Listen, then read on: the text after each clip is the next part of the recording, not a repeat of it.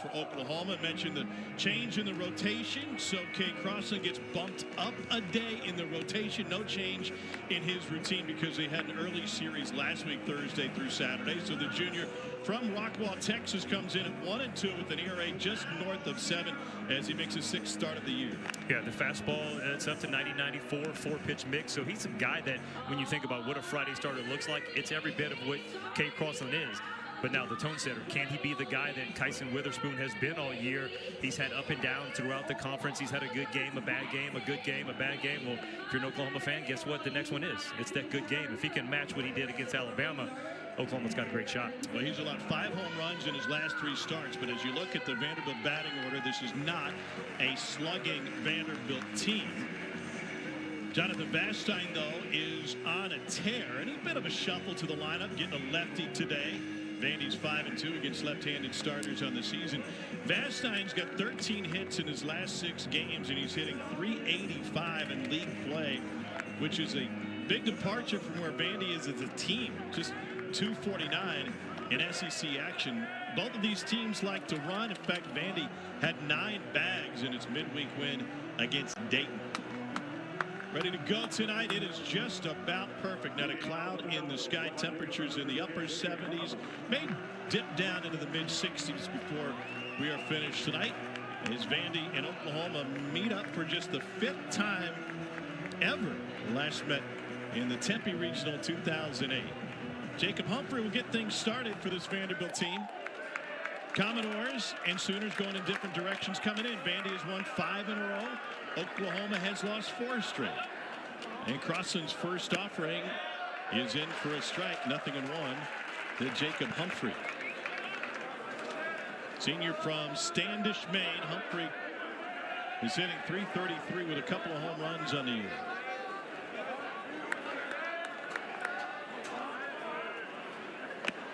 And swings through that one. 0-2.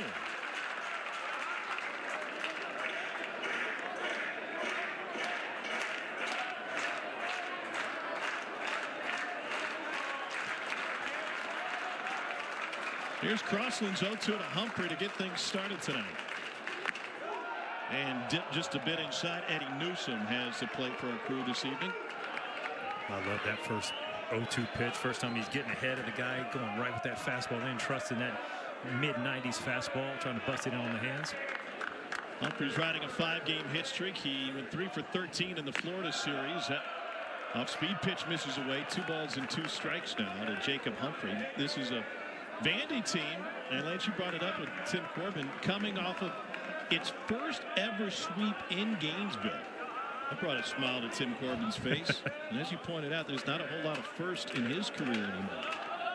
2-2. Swung right through. 95. 1 down. I love, like, when we said it, like, you're right, he did smile, and he was like, he started thinking. You could see, like, the hamster running in that head going, wait up. You're right. We won a couple, but we never won all 3. So, yeah, that was a good weekend. He is a bundle of energy. He's back in the third base box this year. He took nearly the whole year off from coaching third last season. 23rd year as the head man of Vandy. He's won a pair of national titles. No one is so aligned with its program success as Tim Corbin is with Vanderbilt baseball. In for a strike to Mac Rose. In a bit of a shuffle to Corbin's lineup today. Rose was the backup catcher up in the 2-hole. They moved R.J. Austin down to the 3 spot. And Lance, it feels like a lot of these moves dictated by having a lefty on the mound to start for Oklahoma. I agree. That lefty's up there. Where I said 90-94 with the fastball, he's pumping some 5 and 6 already. So maybe that little opportunity to get on a Friday night, that first game, set the tone. Maybe he's going to relish in that role. Here's the line of the pitch to Rose, and he chips it foul. Rose came to Vandy from McClellan Community College. Pardon me, he's from Rockwall, Texas. Boy, Skip Johnson's son Tyler, the head coach at McClellan now, took over a couple of years ago. Mac hit .259 with 1 home run. His average is sub 200 in league play. Rose is a 20th round pick of the Rangers coming out of McClellan a couple of years ago. 1-2 from Crossland. Is that the slider? Missed upstairs. Yeah, 84. Got a little on the side of it. Not the pitch you wanted to, but you get a .12, trying to be a little protective on that slider instead of just letting it go. Whip rate of a slider around 45%. Changeup's got a big one too. That fastball up in the zone. I like the fastball so far. You haven't seen a good swing on it. The foul balls have been there, but for the most part, you're not seeing the Commodore hitters really being able to put that ball in play hard or even a foul ball. Got Humphrey swinging to start the game. Vanderbilt 15th in the SEC in team batting average at 277. That dips all the way to 249 in league play.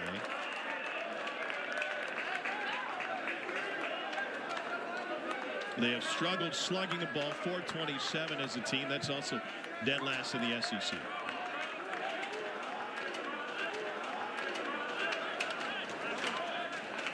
Here's Crossland's payoff to Rose. And he sends it high into center field. Jason Walk is behind the logo. 2 down. And now R.J. Austin. So Austin, a sophomore from Atlanta, came in as a preseason All-American. He has played all over the diamond for Vanderbilt. Came up as a shortstop. Last year he was at first base. And he's getting his bat going after a good series against Florida. Went 5 for 13, but in the 2 conference series prior to that was just 3 for 24. Changeup in for a strike. Nope, that was a fastball. What do we got? We got 92. If I'm going to keep guessing, I need you to correct me and tell me when I'm wrong. No, I'm not supposed to do that to you. There's some. What we got is a guy throwing first pitch strikes. That's what you got with establishing that fastball early. But one thing about R.J. Austin, it's a little different. You think right-handed hitters really hit well off of lefties. And this one's skied into center. Walk is there again. And then to finish that thought later. Crossland puts him down in order in the first inning on this Friday night against Vandy.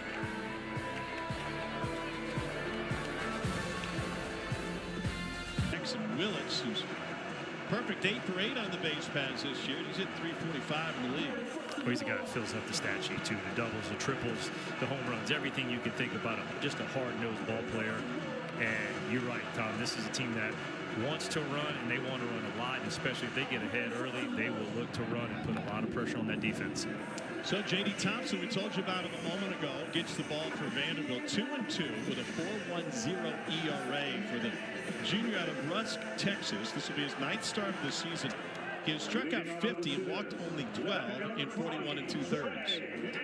And a guy with the stuff and the command, right? That's what you want. When you think of what a Friday night guy is, it's going to be outstanding stuff. The 4-pitch mix, the fastball is really good. You might see a little bit more velocity from Cade Crossland, but just the way he throws across his body makes it really tough on the hitter to pick it up.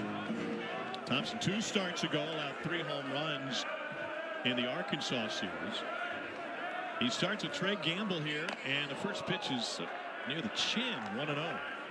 Well, he's had a lot of the same type of results as Cade Crossland. Started off against Auburn with a 5-inning 5-run. Then he had a 6 1/3 against A&M with a 1-run. Then a 5-run again, and then 0 runs against Florida. So it's kind of been the good, the bad, the Dr. Jekyll, Mr. Hyde. Who's going to show up today? Behind in the count to Gamble, 2-0. Gamble is 5th in the SEC in on-base percentage, and big reason for that, he's drawn 27 walks on the year. And now ahead in the count, 3-0.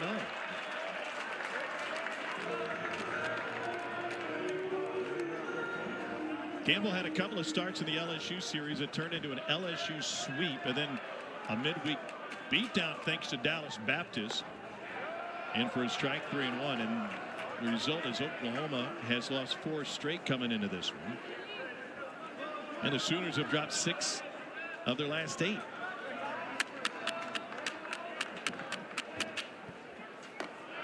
Ball 4. And Gamble given a free pass to start the game. So Oklahoma team I mentioned a second ago, very aggressive on the base paths. They lead the SEC in steals and attempts, 74 for 88 as a team. And Gamble a perfect 9 for 9. Skip Johnson in his 8th season as a head man here at OU. Played for a national championship just a couple of years ago. Long-time assistant to Augie Garrido as the pitching coach at Texas. And the first pitch to Jackson Willits. This is the strike zone, 1-0. What is the concern level for J.D. Thompson when it comes to the Oklahoma run game here in the first? Well, it's got to be a lot of picks. You have to pay attention, because if you don't, I mean, you're talking every single guy, right? Gamble's got 9, Willits 8, Carmichael 8, 7 for 7, Sam Christians. I mean, they have everybody that can run. And there they go. Bartsy's throw down came in on a hop and off the glove of Jaden Davis. Gamble 10 for 10. He jammed his thumb going into the bag, maybe? Yeah, he just gave the thumbs up that he's good. You can see it didn't feel good. Yeah, but which thumb did he use?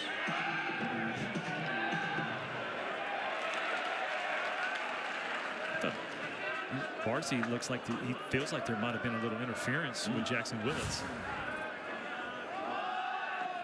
Not shown, and a break for third. Bartsy's throw is late there. He came off the bag. Gamble comes off the bag, and remember that thumb on the left hand got jammed on the previous slide. And I wonder if he wasn't strong enough to keep that grip. Thought it was a great dirt ball read, but an unbelievable block by Mr. Barzy, and then a perfect throw. And you're right, the turf, if that's dirt, he's safe. But the turf, he slides right past the bag. Great job right there by Brody Johnson. Keep that glove on him, and you can see him as he gets off, gets that easy out.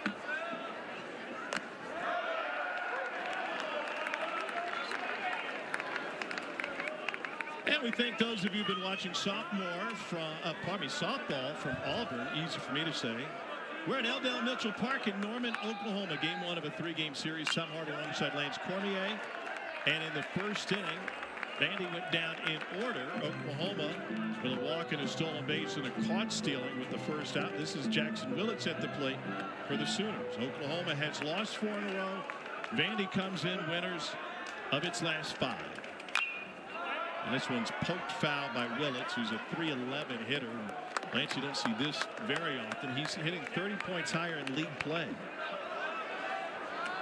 Yeah, locked in when he needs to. And you can see early on how aggressive they want to be. I mean, you have a guy that's hitting .311, like you talk about, .330 in conference play.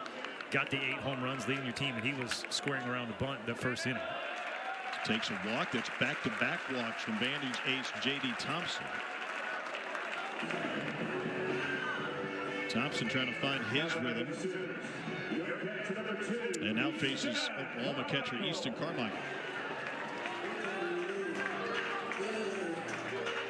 Willits before him was on a 6-game streak. Carmichael on a 5-game hit streak. The junior out of Prosper High School in Texas.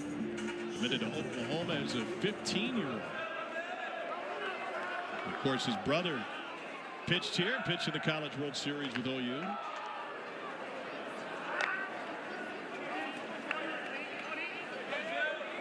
He and his entire family, Oklahoma fans, grew up coming to Oklahoma football games. His dad, Darby, was a catcher here back in the early 90s and played on the CWS team in '92.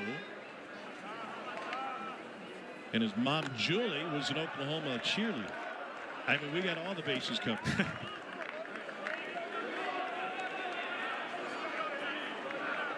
He had no shot. No chance. There's no way he was going anywhere. He actually committed before his older brother did. They ended up playing together for a year. Oh no, that phone call went, hey, D, yes. Didn't even get out of your mouth. Committed in August of 19, right before his sophomore year of high school. 2-0 to Carmichael. Will wait and throw over. And that's what you're going to have to see, Tom, is you're going to have to see changing the looks, the timing, holding, looking, lifting their leg picking, slide step picking. You just have to mix everything up to shut down this type of running game. 74 of 88 on the season as a team. Willits is 8 for 8. Upstairs. Well, J.D. Thompson's having a hard time locating the strike zone. Yeah, that's when you decide to shut it down in the run game if the guy can't throw strikes. 15 pitches, 11 of them have missed the zone. And we'll get a visit early on. How does this work? It's the first inning, and the pitching coach comes out to have a word with you. What is Scott Brown saying, and how is J.D. Thompson receiving? Yeah, it's just a matter of, hey, he's trying to slow you down, right? The heart rate's starting to spike up a little bit, just trying to get it back in the zone. And you see it's such a positive meeting, but it's just trying to break up the rhythm that he had fallen into. And it happens, right? When you think of, you got to talk to most starting pitchers, and they'll have the thing that if you don't get to them early and let them settle in, then they'll start to find that rhythm. Sometimes, especially on the road, different mound, different here, and you're not used to it. You got to find that rhythm, and that's what's making it tough. First time Vanderbilt's ever played in this ballpark. They played in a regional Stillwater a few years ago. In for a strike, 3-1 now.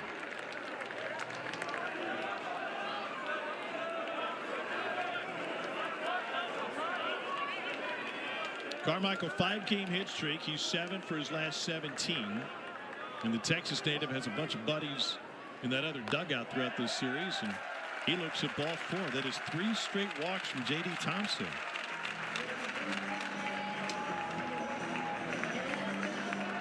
This is Vanderbilt pitching staff that comes in one of the best in the country in several different categories. 6th in ERA.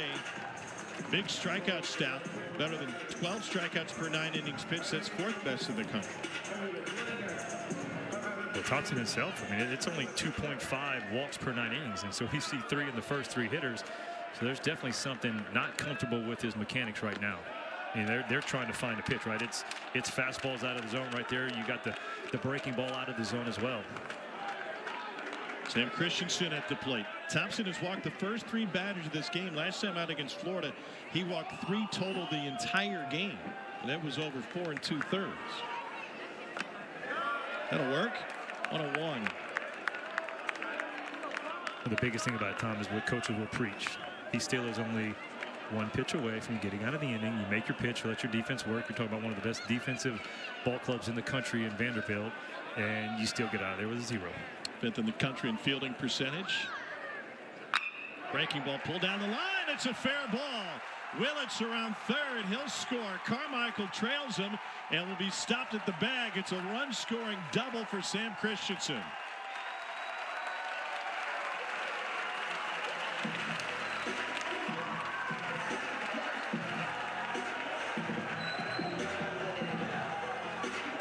This is what you see, though, when you got a guy struggling. All of a sudden, he really has to find that zone. It's a curveball. It's not the pitch he wants to, because it's just a get-me-over pitch. And he absolutely pulls that ball right there on the line, right outside the reach. We got double. 2nd and 3rd. 1-0 already. And it really felt like J.D. Thompson had found his rhythm. And back-to-back strikes for the first time this game. Jason Walk pulls the bunt back.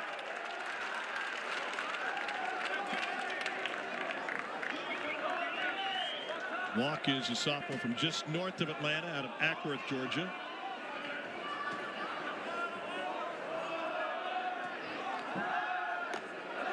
Check swing, but good for a strike. Well, you don't see that play happen very often. The old slash shows the bunt early. Usually you get the guy moving, and Vanderbilt read that really nicely. They didn't leave their defensive positions. Walk is coming off of a 1 for 11 in the LSU series. It's low 2-1.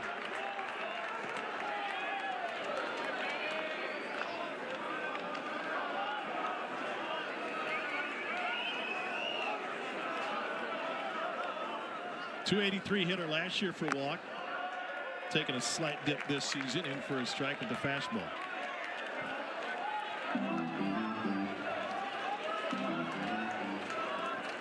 Riley Nelson is playing in over at first base, and Brody Johnson is just a step behind the base path. 2-2. Swinging away, sends a fly ball to right center. Humphrey on his horse. He can't get there. So get 2 home at least. Walk motors to 3rd. The throw coming home is late. And it's a triple for Jason Walk to plate 2 more. And the Sooners have jumped in front 3-0.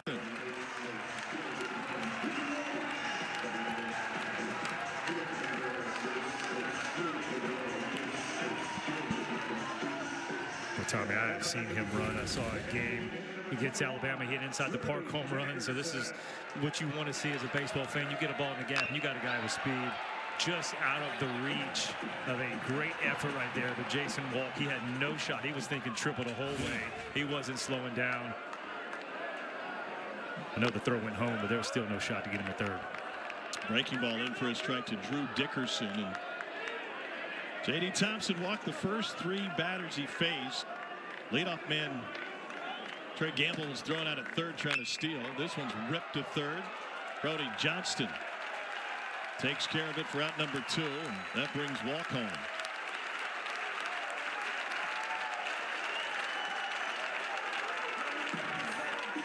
This is going to be a question that comes from a place of naivety, but for J.D. Thompson, can you take a deep breath now that the bases are empty? You can, and especially his offense has been an offense that's been scrappy all year. They're averaging about 6 to 7 runs a game, so you got to feel comfortable that they're going to do something, but it's tough to give up that 4 spot, especially on the road. But you're right, now that the bases are empty, definitely take a little deep breath. And the breaking ball misses to Dayton Taki. Junior from Fort Worth, Texas. He played his high school ball at Weatherford High School. The Weatherford Kangaroos.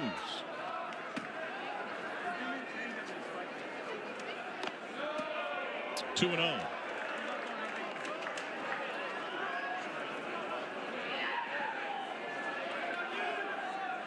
Ended up at Weatherford Community College before coming to OU. And the 30th pitch of the opening frame is a fastball inside, 3-0. This game is not unfolding the way Vanderbilt had in mind, with its ace J.D. Thompson going up against the number 2 starter for OU. Eddie Newsom may have given him a ball inside. 3-1. You see Taki look back talking to Mr. Newsom, and he started shaking his head like, yeah, that's as far as I'm going to go in there. Upstairs, another walk. 4th walk issued by J.D. Thompson in the opening inning. He's allowed 4 walks, a double, and a triple. And he, besides the out of the base pass, the only other out came on an RBI ground out. That was hit pretty well, right? That's the tough part, is you got lucky and get that leadoff guy out. So just think what that inning could have been. And so you see why Oklahoma sometimes kind of pulls back that aggression when they're not leading. But now that they have the lead, boy, I'd look to them be really aggressive. Taki 4 for 6 on the bases, and first pitch breaking ball up to Kyle Branch, the 8-hole hitter for Oklahoma. Freshman out of Lovejoy High School in Lucas, Texas. Brother Colby slugging shortstop for Georgia.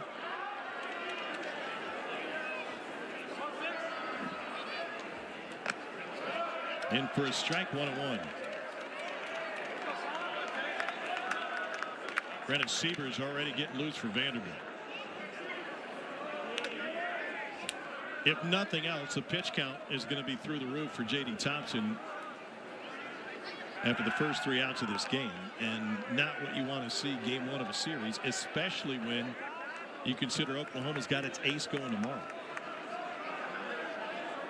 I know once Dalton Taki walked, it was one of those, like, on the phone, it's a fire drill. I don't care what, you better get ready as fast as you can down there. Branch sends a breaking ball sky high behind the plate. Bartsey gives a look. It's going to be out of the concourse.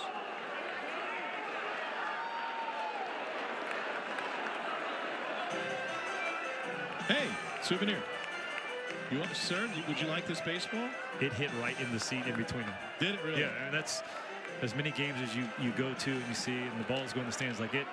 It hits nothing more often than it hits people. But it went right in between that seat right there, and it just laid there, and so she grabbed it. Easy souvenir. Too bad she took it from that young man. Here's the 1-2 to the freshman Branch. It's a breaking ball in the air to right. Humphrey is able to settle underneath it. That is a 36-pitch opening inning with 4 walks. He's in Oklahoma's Kate Crossan put up a 0. J.D. Thompson put up a 4 spot. So that's one of those tough things where you go on the road, you want to set the tone early, But boy, they hit a hot lineup right there, and a lot of it was just self-inflicted wounds by Mr. Thompson with those 4 walks in the first inning. So Riley Nelson at the plate for Vanderbilt to start the second. Crossland getting the start tonight. Kyson Witherspoon, the Oklahoma ace, had some back tightness after some weightlifting, but you said, I mean, you've been at the ballpark all day today. You had breakfast here. He got up and played catch a little bit down the line in the bullpen, and will be ready to go tomorrow is the word. Yeah, it's just one of those things where just kind of grabbed him a little bit, and he said, why push it, especially when Cade Crossland was on the same rest, right? Because they played the earlier series last week against LSU Thursday, Friday, Saturday. So he threw Friday. He'd already moved up that day. So it was the same day. So it made it easy. And you're right, someone throwing it. To me, when you watch Kyson Witherspoon, it's the easiest mechanics. It's so easy. The ball jumps out of his hand. And I watched him throw out there, a kind of long toss, and then he gets on the mound and throws to a guy that was standing up. Wasn't like pitching, but still, ball's coming out easy. 2-1 to Nelson is fouled back, 2-2. Riley Nelson is from Trophy Club, Texas, at a Byron Nelson High School. A couple of different JUCO stops before he ended up in Nashville. And he really cut down on his K rate. He hadn't struck out the last 4 games. And that strikeout rate was through the roof before that. He went 5 for 10 in the Florida sweep.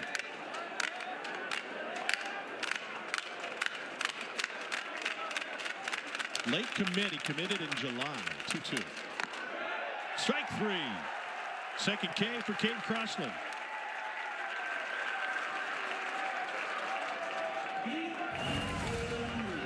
I love how it's just a smooth pitch, man. It's 95, 96, might have been at the top of the zone. You see Nelson react on it, but he's been getting ahead early. And when you start being around the zone, right, that's when the umpire might give you that pitch because, hey, he's there. All right, it's there. But when you have a guy like Thompson spraying everywhere, that's when you're not going to get it. But I love the way Crossland has started so far. He's facing Brody Johnston now, and Johnson looks at the first pitch out of the zone. Freshman from Ottawa, Tennessee, small town outside of Chattanooga, depending on your source. Either 450 in the town, 684, or 406 in the pop. People must have been on vacation when the census takers came through. Grew up a Vandy fan. That went upstairs 2-0. And Johnston used to come to the Vandy camps. Great article in Vandy 247 that said, yeah, I paid the $680. I was one of about 300 kids at summer camp because I always dreamed of coming here. And he admitted that he watched that national championship team in 2014. He said, yeah, I kind of bandwagoned. They were so good. They were so dominant.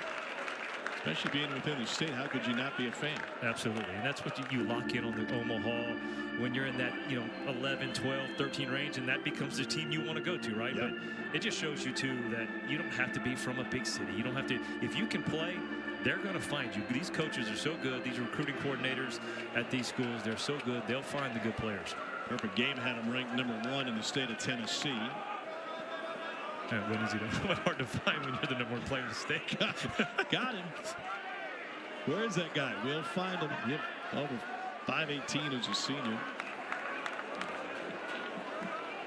But he's had some ups and downs. And he rips it past the glove of Willis and into the left field corner. Gamble will have to dig it out off the carom. And Brody Johnson standing up for his first hit in 5 games. He's just 1 for his last 26 coming into that at bat, and 0 for his last 13. Well, he stays back, man. The hands stay back, the change up, and boy, he puts a good swing on that change up and a good hustle. And that's one of those things where when you see a guy stay back on the change up, puts a good at bat, like you just mentioned, 0 for his last 5 games. Is that the swing? Is that the at bat that kind of instills confidence? Because right now, the Vanderbilt staff, they're saying we got to roll with this guy. He's going to be in the lineup, and he's been sitting in that 5-hole even with the struggles. And now he's in scoring position for the hottest hitter on the team for Vanderbilt. Jonathan Vassan riding a powerful 6-game hit streak that includes a pair of 4-hit games. A senior from Bartow, Florida, out of Bartow High School. Is hitting .619 with 3 doubles and 4 walks over his last 6 games.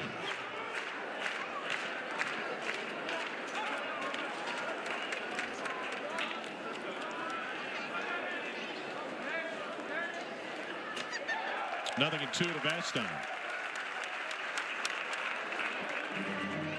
Vastine turned it around game 3 of the Arkansas series 2 series ago. He was 0 for 6 going into that third game. Then had a 5 for 5. He was perfect in game 3 against Florida. He is just red hot in the third game of every SEC series. And he looks at a curveball for strike 3. Third K from Crossland.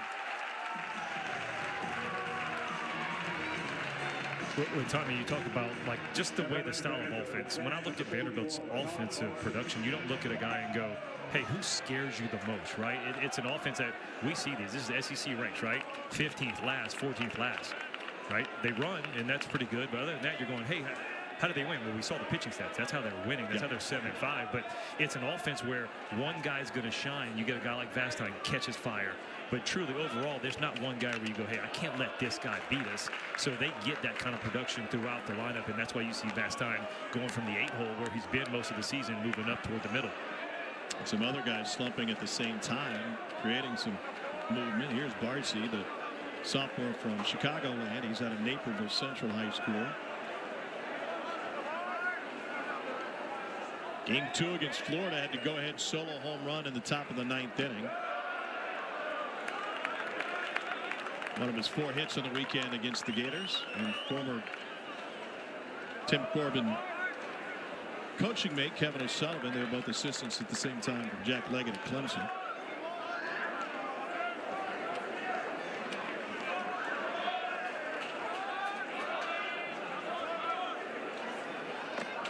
One and 2 now to Barcy. Well, we want to see the curveball, the slider, the changeup, and a great fastball from Crossland. So I like that. And sometimes you'll see pitchers maybe trying to feel his way out. Sometimes you got to know, like, hey, I got to empty the tank early. We have the lead. Now I just got to make sure I keep that lead. And even if I go 5 innings, hey, who cares? I'm going out there and giving my best. Looking at strike 3. That is 4 Ks through 2 innings for Cade Crossland. He is off to a whale of a start. He is pounding the strike zone here early on. Yeah, like you said, Tommy, 4 Ks, but he's got it with the changeup one. He's got it with the fastball right there, down in the zone. Love that, and especially going to the inside part of the plate. Love it. He does too.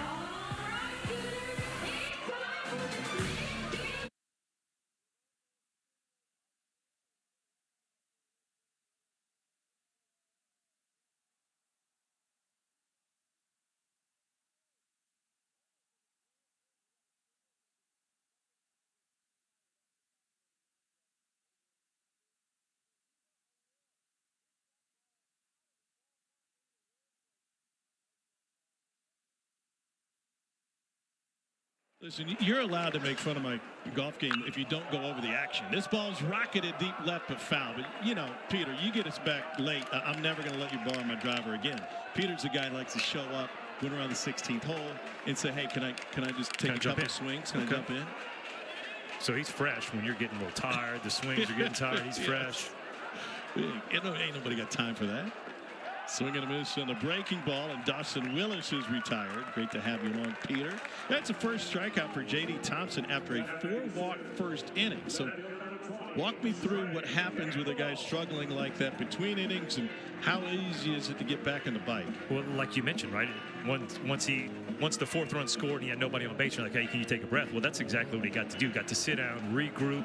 You maybe talk a little mechanical things with Coach Brown and the catcher and say, hey, what are you seeing? Is there anything? Because sometimes you don't feel it. The coach can see it, catcher can see it, and they're just thinking, hey, it's so big that, hey, I think you notice it, but as a pitcher, sometimes you're so locked into what's happening, you don't feel that. And so sometimes you need a guy to point that out to you. And on the knuckles of Trey Gamble, and the count 0-1. We talked about both of the starters we have tonight being up and down over the course of the season. Think about the Cade Anderson that Oklahoma saw last week, and the guy that's on the mound for LSU tonight. He's already out of the game. 5 earned, 6 runs, 6 hits, and 4 1/3. And he had a CG last week. And just shows you how tough each and every week in the league, you know, what you're having to go against. I mean, because you can be good, and that's what the frustrating part of a pitcher when you go on the mound. You want that kind of stuff every time, right? But it's just never there, and you're like, why can I not throw the ball where I want to? Why do I not have the breaking ball that I had last week, or even inning to inning? And that's the tough thing. You see Thompson right now, right there, that pitch, he throws it right where he wants to, and you see him nodding his head. That's the you can, when a pitcher starts to do that, you know he now starts to feel what he's feeling, and it's a good feeling for him. And so look for him to continue that success. But just that pitch, that one to Gamble up and in, yeah, the inning before, that hits him instead of it being a foul ball, right? And he is really working inside. Trey Gamble, a couple of inside, including the one he fouled off in the first pitch. Gamble walked, stole second, jammed his thumb on the bag, and very nearly stole third, but went over the bag. Breaking ball off the fist into left field and into the glove of Rustin Rigdon. 2 down, and Jackson Willits coming up. Here's a look at the standings. Every single team qualifies for the league tournament in Hoover, Alabama, whereas Peter points out I lose golf balls every year. That includes a Missouri team that still hasn't had a win. Top 4 teams get buys all the way to Friday, so at most they would play 3 games. Yeah, when you're one of those top 4 teams, that's why it's going to be so important. You basically set yourself up for a week in rotation, right? The guy's going to stay on Friday, then he's going to go Saturday and Sunday if you go all 3 games. Boy, it is absolutely loaded. Projections for the NCAA tournament vary. You can find those sources anywhere from D1 to Baseball America and others. Baseball America folks have 11 SEC teams in and 10 hosted. In for a strike 101. When coaches talk about, like in years past, right, the magic number was kind of 13 wins in the regular season. Yeah, 13 wins in conference play. Conference play, and then maybe you squeak out a couple wins in the conference tournament. But they also talk about how like that line is so thin, because if you're at 14, you're guaranteed in. You're at 15, you're probably hosting, and if you're at 16, you're a top 8 seed, right? So you're talking 3-game little spread to go. I think that number drops. I think it might go to 12 this year with the amount of teams and talented teams in this conference. Johnson from behind the bag got a big time arm, and that's a 1-2-3 frame. An inning after J.D. Thompson faced 8. He needed 36 pitches in the first, only 13 in the second. Back for his senior season.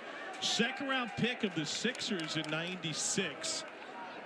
Played 7 preseason games, got released, and then ended up, of course, in the big leagues for parts of 4 seasons, including spelling Cal Ripken Jr. I like that. Spelling Cal Ripken Jr. I mean, what a run. I remember watching those years. I mean, I was 14. That's kind of when you start locking in that Omaha, when you're dreaming as a little kid, playing at Rosenblatt.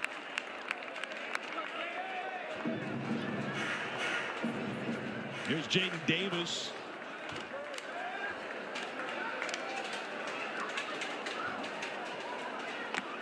Fastball inside for Davis, who's getting the start at second base in this game. Davis had been in a starting spot at second earlier this season, and they kind of moved him around a little bit, and other guys get hot, other opportunities. Davis chops this one foul, and he had lost ground in a starting role to Mike Mancini. But with the lefty on the mound tonight, Mancini likely to return to the lineup tomorrow, and with that he'll bring a 5-game hit streak. Jaden Davis transferred into Vandy from Sanford. He's a little Tennessee native out of Cookeville, Tennessee. And he sends this one on a short hop past the glove of Branch and into center field.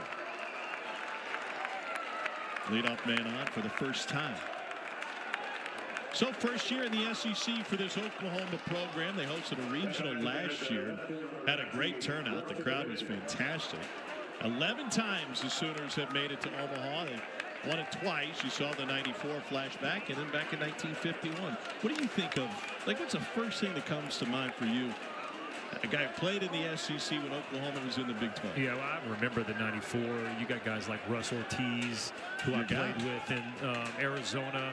And just a great guy, but loves Oklahoma. I know he provides like pizzas to the outfield seats, and he's actually going to be in the house tomorrow.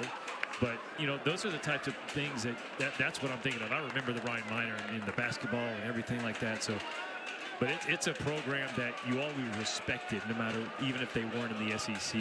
And so seeing them join that, I mean, it just adds so much more depth to the conference. And not just in baseball, right? You're talking about football, obviously, Sure. blue blood, but softball, gymnastics, those types of sports that you're like, wow. I mean, when you add Texas and Oklahoma in the SEC, you're like, okay, well, football, it's tough. Baseball, like, softball got even tougher. Yeah, the number 1 and number 2 team from the year before joined the conference. Thank you very much. 26 seasons in the Big 12, 4 conference crowns, including 2024. Left on top. And last week when LSU came to town, it was the first top 10 weekend series in this ballpark since Oklahoma was ranked 9th and Texas was ranked 7th, and the Longhorns came in here in 2010. I suppose Skip was a pitching coach on that team. Yeah, I think he was.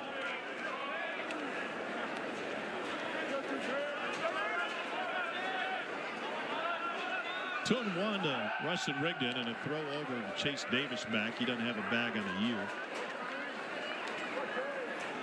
Rigdon's really earned a lot of playing time as of late.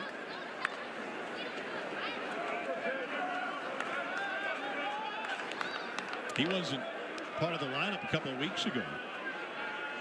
Switch hitting left fielder. Looks at a strike, 2-2. Carlson's had a great job with that glove side fastball, away to lefties, into righties, and that should be your comfort spot as a pitcher. The go-to pitch, especially when you're behind in the count, so you see 2-1, he goes right to that fastball in.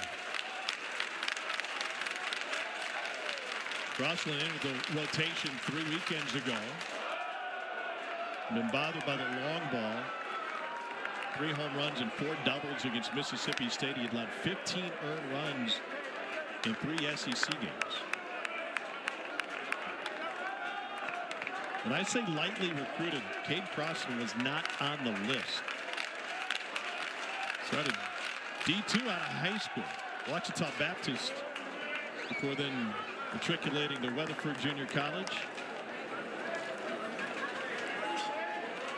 He said, I was at Ouachita, and, you know, my fastball was in the low 90s. I'm a lefty. I said, might as well get in the portal, just see what happens. Maybe see somebody take a flyer on me. They did. Ripped to the left side and through for Rigdon. In the bottom of the order, getting it done. 8-9 hole. Couple of singles to take us back to the top. Well, I like the way Rigdon, he fought back, right? You're down, you were 2-1, then he evens the count up, but he lays off the high slider, which Crossland thought he had, and then all of a sudden he goes right back to there and gets on top of the zone. That's a beautiful job of getting the hands up, getting on top of the ball, getting that ball in the left field for a base hit. He's really cut down on the strikeouts the last handful of games. And so the freshman at first with Davis in front of him.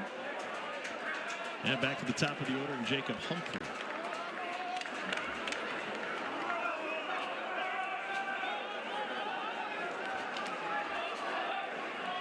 Humphrey shows bunt, pops it up. Oh, what a play! Easton Carmichael, one of the best defensive catchers in all of baseball. 5th in the country in defensive runs saved. And he is showing off on this failed bunt by Humphrey. What an athletic position right here by the catcher. Easton Carmichael sees it full-fledged. I mean, all the way off the ground. Beautiful slider. You see him stab at it, but man, look at that effort. And he's just sitting there like, yeah, this is what we do. That's a huge out. And now 1 down from Mac Rose.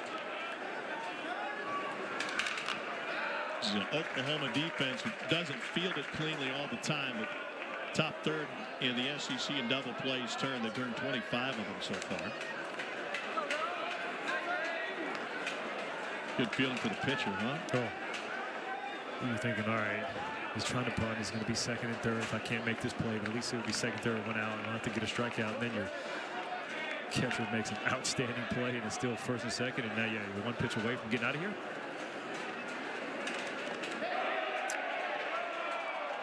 Did not go, according to third base umpire Vic Corral, and so the count 1 ball 1 strike.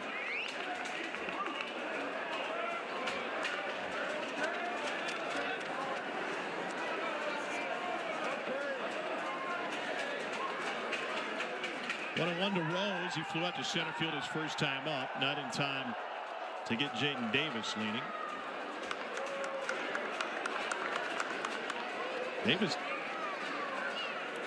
Davis got his arms outstretched and is chatting with Jackson Oklahoma's Willis. challenging the call at second base of safe. This is their first challenge. I love to watch the actions of the players. And Jackson Willis, the moment he catches that ball, he points to the dugout.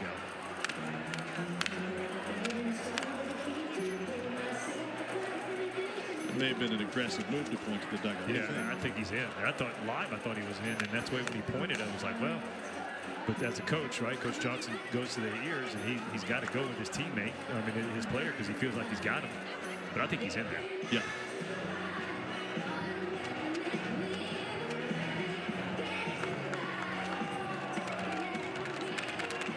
I think this probably explains the reaction from Davis.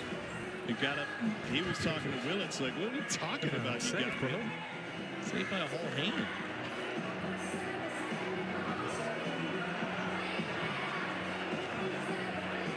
Willits is watching the Jumbotron here to see if maybe he'll catch a break.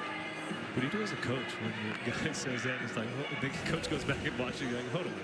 Why'd you tell me to review this? You cost us a challenge in the second. After review, the call on the field is safe. Oklahoma has one challenge remaining. Third inning, but still. Yeah, I mean, listen. Hey, Jackson, let's not do that again. Leave it up to us. So 1-1 to Rose.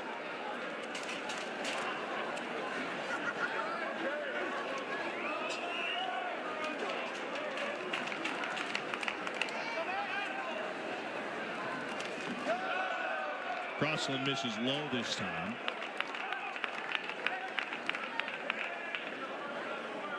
So Crossland went Division II. Ouachita Baptist coming out of high school. Got his velo up a little bit. Then to junior college. Did not have a good fall, but had a great spring. And his dad is a big-time weightlifter. And that's really where he said he added a lot of velocity.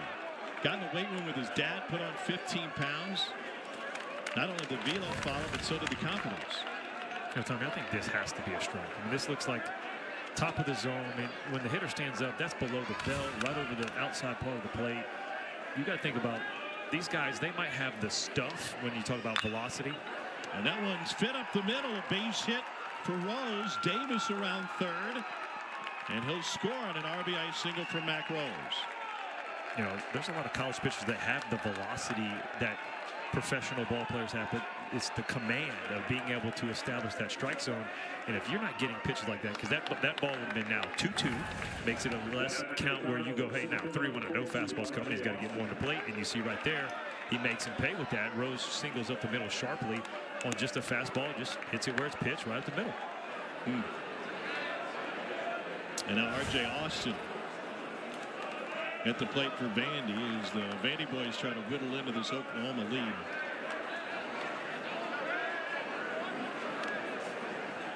Now, just to be clear, when you said that 2 pitches ago has to be a strike. I think just in general, the strike zone in college has gotten small. Yeah. And I think if you talk to most coaches, they would agree that there needs to be that full zone, right? If you're thinking, if you literally go to the rule book and it's, under the letters to the knees, you're not seeing that call. You're not even seeing belt called a lot of times. And I think if this is a pitch, I don't think the hitter complains. I don't think anybody complains that that's a strike.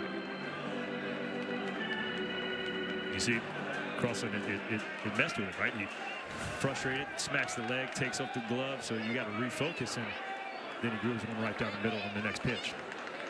Now the 1-0 to Austin. It's in for a strike, 1-1. Could it be that Eddie Newsome is giving a little bit of room lower in the zone than up in the zone? And there's guys that are going to do this. So you have scouting reports on teams. You have scouting reports on umpires. You know which umpires are going to be a little tighter. You know which umpires are going to let you expand. If they let you expand, it's on the upside, or if it's on the lower half, and you got to play to it. But you also got to know that if you have one of the umpires that's going to grade out in a tighter spot, you can't let that affect you like he looked like he did.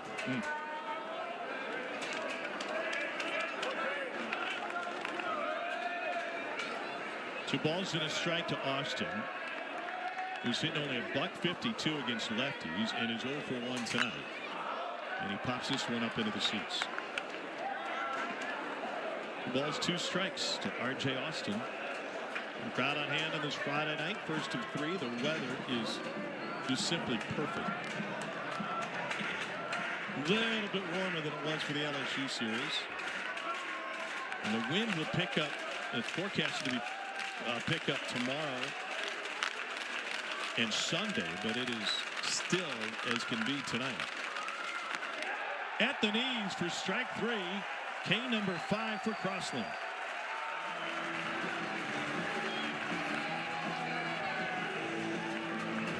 Another punch out, right back to the well, right glove side, the comfort spot, 2-2.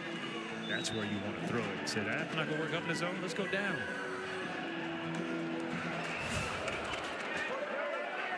The second strike he's gotten on Austin, in the low in the zone. And now Riley Nelson. Nelson struck out looking his first time up.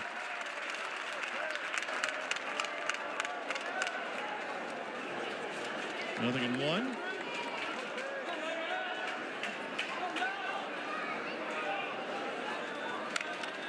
Three home runs on the season for Nelson. 2 have come in league play. Shift is on for the lefty, and he chases that slider. Nothing in 2.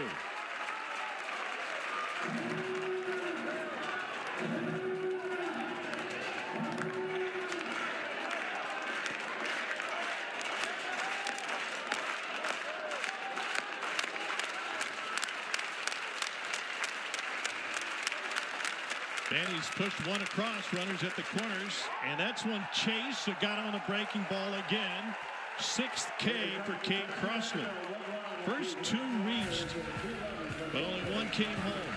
And Oklahoma takes a 3-run lead to the bottom of the 3rd. They'll honor Dylan Crooks with that tomorrow night.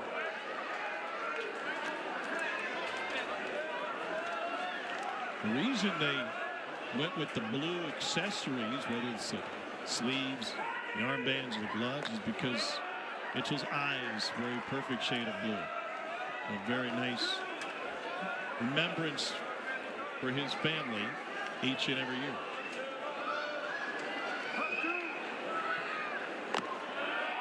Easton Carmichael had that sensational defensive play.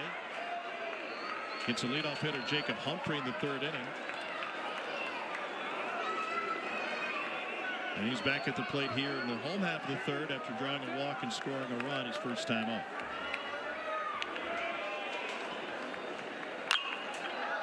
There is a plethora of stats available at D1Baseball.com, and I ended up in the rabbit hole of the defensive numbers. Yeah, this guy's the #1 catcher in the country in defensive runs saved, and 5th overall player in defensive runs saved. And it's not that he throws a lot of guys out. It's everything else that he does behind the dish. Fouls it back. And that's the tough part, right? You had to go on the rabbit trail to find that. But when you look at a guy, like coaches know, opposing coaches know, but as fans, you're like, oh, hey, he, hadn't thrown a guy out. The guy steals, but the guy blocks really well. You saw the effort on that bunt, that just the athleticism, but also just the way he manages the pitching staff. And he rips this one into left field for a leadoff single here in the 3rd. By the way, my new favorite podcast, the Oklahoma Baseball Experience. And I thought he gave a great answer. The host asked him, what does Oklahoma baseball mean to you? And he said, the question I ask is, what do I want OU baseball to look like when I'm gone? Oh, I love that answer. He's reached base twice so far tonight and passes it on to Sam Christensen. Well, I mean, just talking with Coach Skip Johnson today, that's kind of what his mindset is too, right? He just wants not just Oklahoma, but just whatever player he's around. What does he get to leave toward that player? What can that player take away from him to make him not only a better player, but a better person off the field?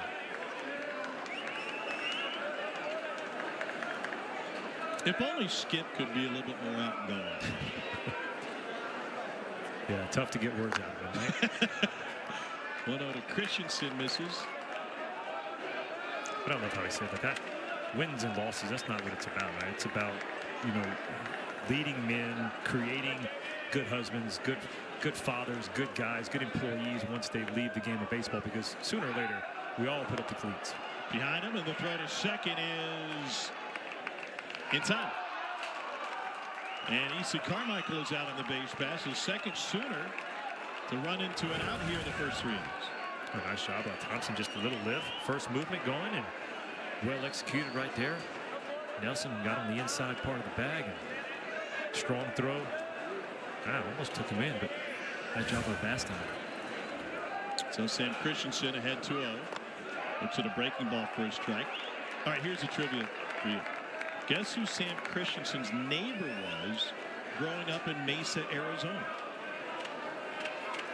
Mesa. I give you a couple of hints. Home of this. Is it to do with the Cubs? That's where spring training Cubs. Is it going to be a ball player? Or do we have that? It is a ball player. Okay. Who plays How many filters can you? His name has been spoken already once tonight. Russ Ortiz. That's right. I said Russ had seen me play since I was 2 years old. We'll count 3-2. Sam's dad Jason spent 11 years in the big leagues. In fact, Sam was born in San Francisco and his dad was playing for the Giants. Just off the plate.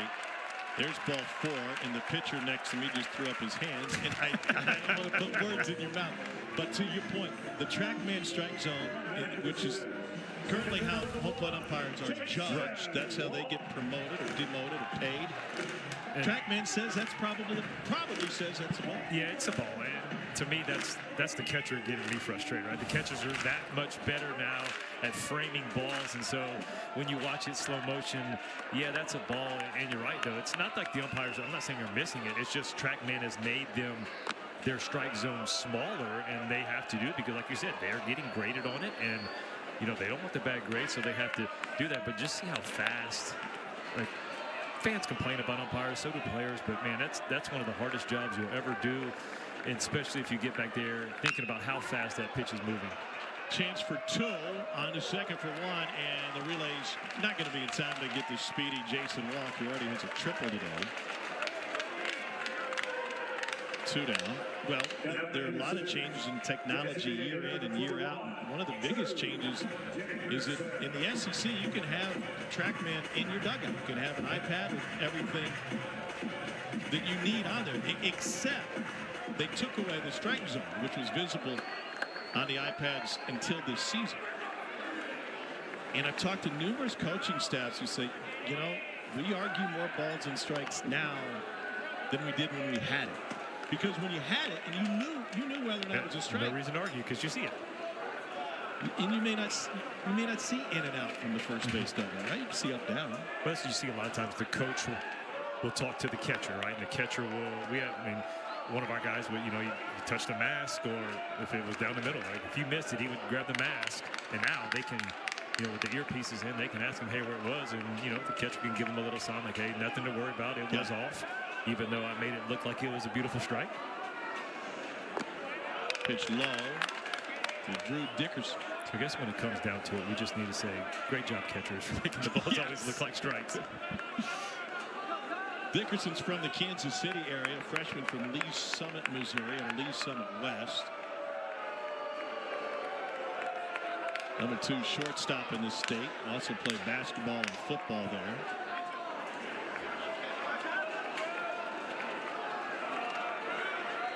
High school produced big leaguer Alex Lang, who played in the SEC. 1-0 to Dickerson. Out straight back.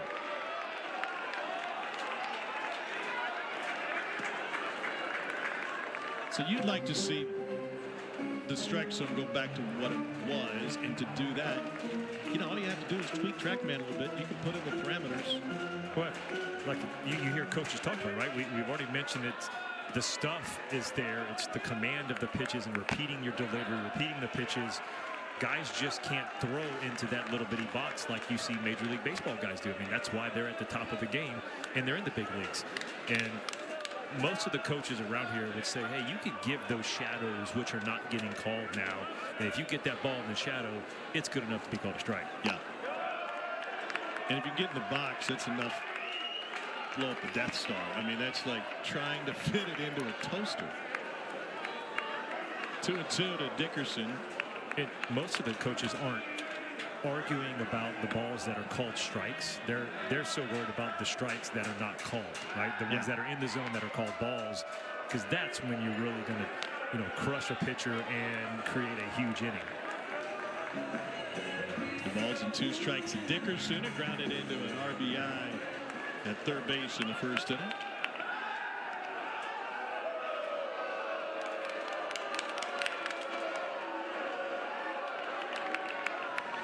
Two balls and 2 strikes. How about that move from the lefties? They're the lucky ones that get to face the runner, because they're looking for that front foot to lift, and all of a sudden you pop that athletic position, back foot off, and whip a throw over there. Right through the fastball at 91. Strike 3 for Dickerson. Missed opportunity for the Sooners. 1 hit, 1 left on. 4-1 OU through 3.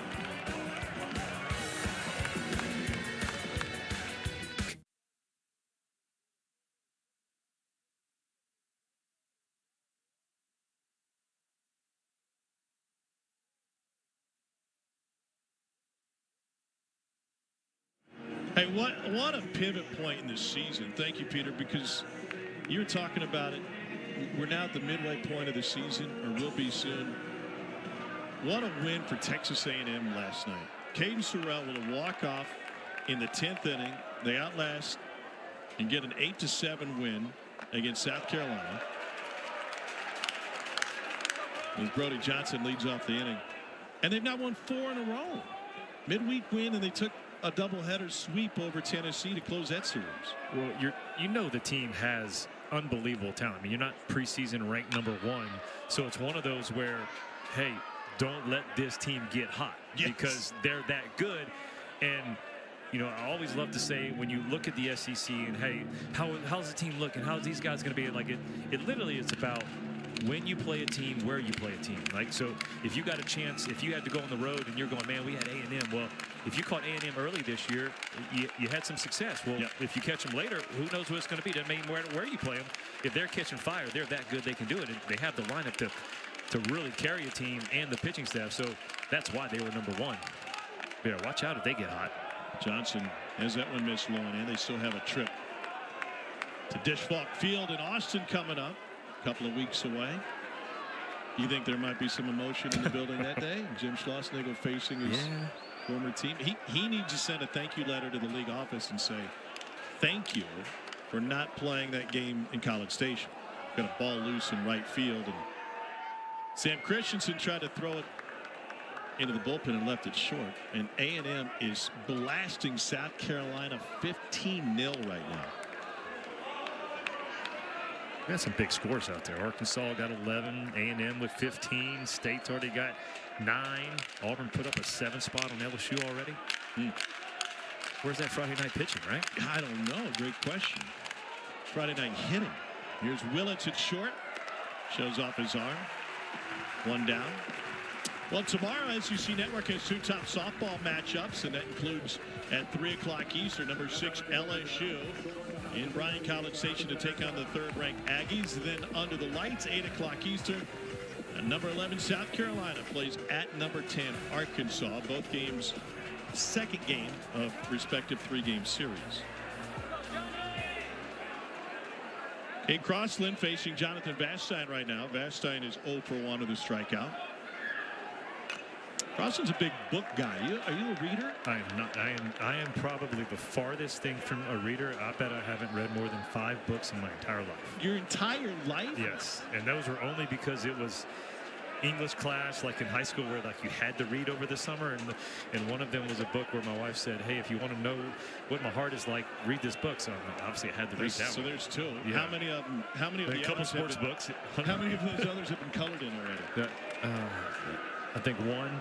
Couple pages were missing because somebody colored it really nicely. They took it away, but no, it was. I am not a reader. especially, I mean, I'll read like stats and other things. I like articles, but books, I can't last that long. Well, Crossan is a true bibliophile. He read all the Harry Potter books as a youngster. 1-1. Grounded to the right side. Backhanded pickup by Taki. And he said the longest book he read, according to my favorite podcast, by the way, The Way of Kings by Brandon Sanderson, 1,500 pages. How long would it take you, one book or 15 books, to read 1,500 pages? Okay, so this is just to show you how my reading skills and knowledge is. I look at that as I'm going to go 10 pages tonight. And that's kind of how I look at things. And my wife's like, you can't do that. You just got to read, get into the book, and you won't want to put it down. I'm like, no, I can't wait to put it down after those 10 pages. So 150 nights. Yeah. Half a year. Yeah. I mean, you're on a 2-book-a-year pace. That's not terrible. Oh, if they said a book, it was instantly how many pages? And how big are the words? Because how many pages? Because I wasn't a very quick reader. The speed reading when we were kids did not come into my mindset. Were you like LeBron, like you would pose with a book and let people think you were reading it and then not even turn page 2? You know, in college when you get your books, right, you go to the bookstore and pick up the bag of books for your classes. Like, I didn't need those. I wasn't using them, and so they gave it to you. I'm like, I don't need them. I'm going to bring it back just like this.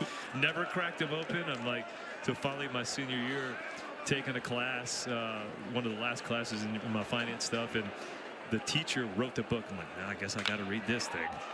Read the first chapter, didn't really understand it, didn't read anymore. Yeah, we're done. 1-2 now to Colin Bartsey.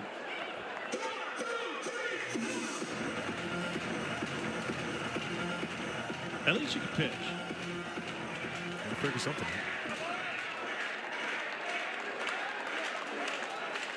Bartsey struck out looking his first time up. He was 0 for 1.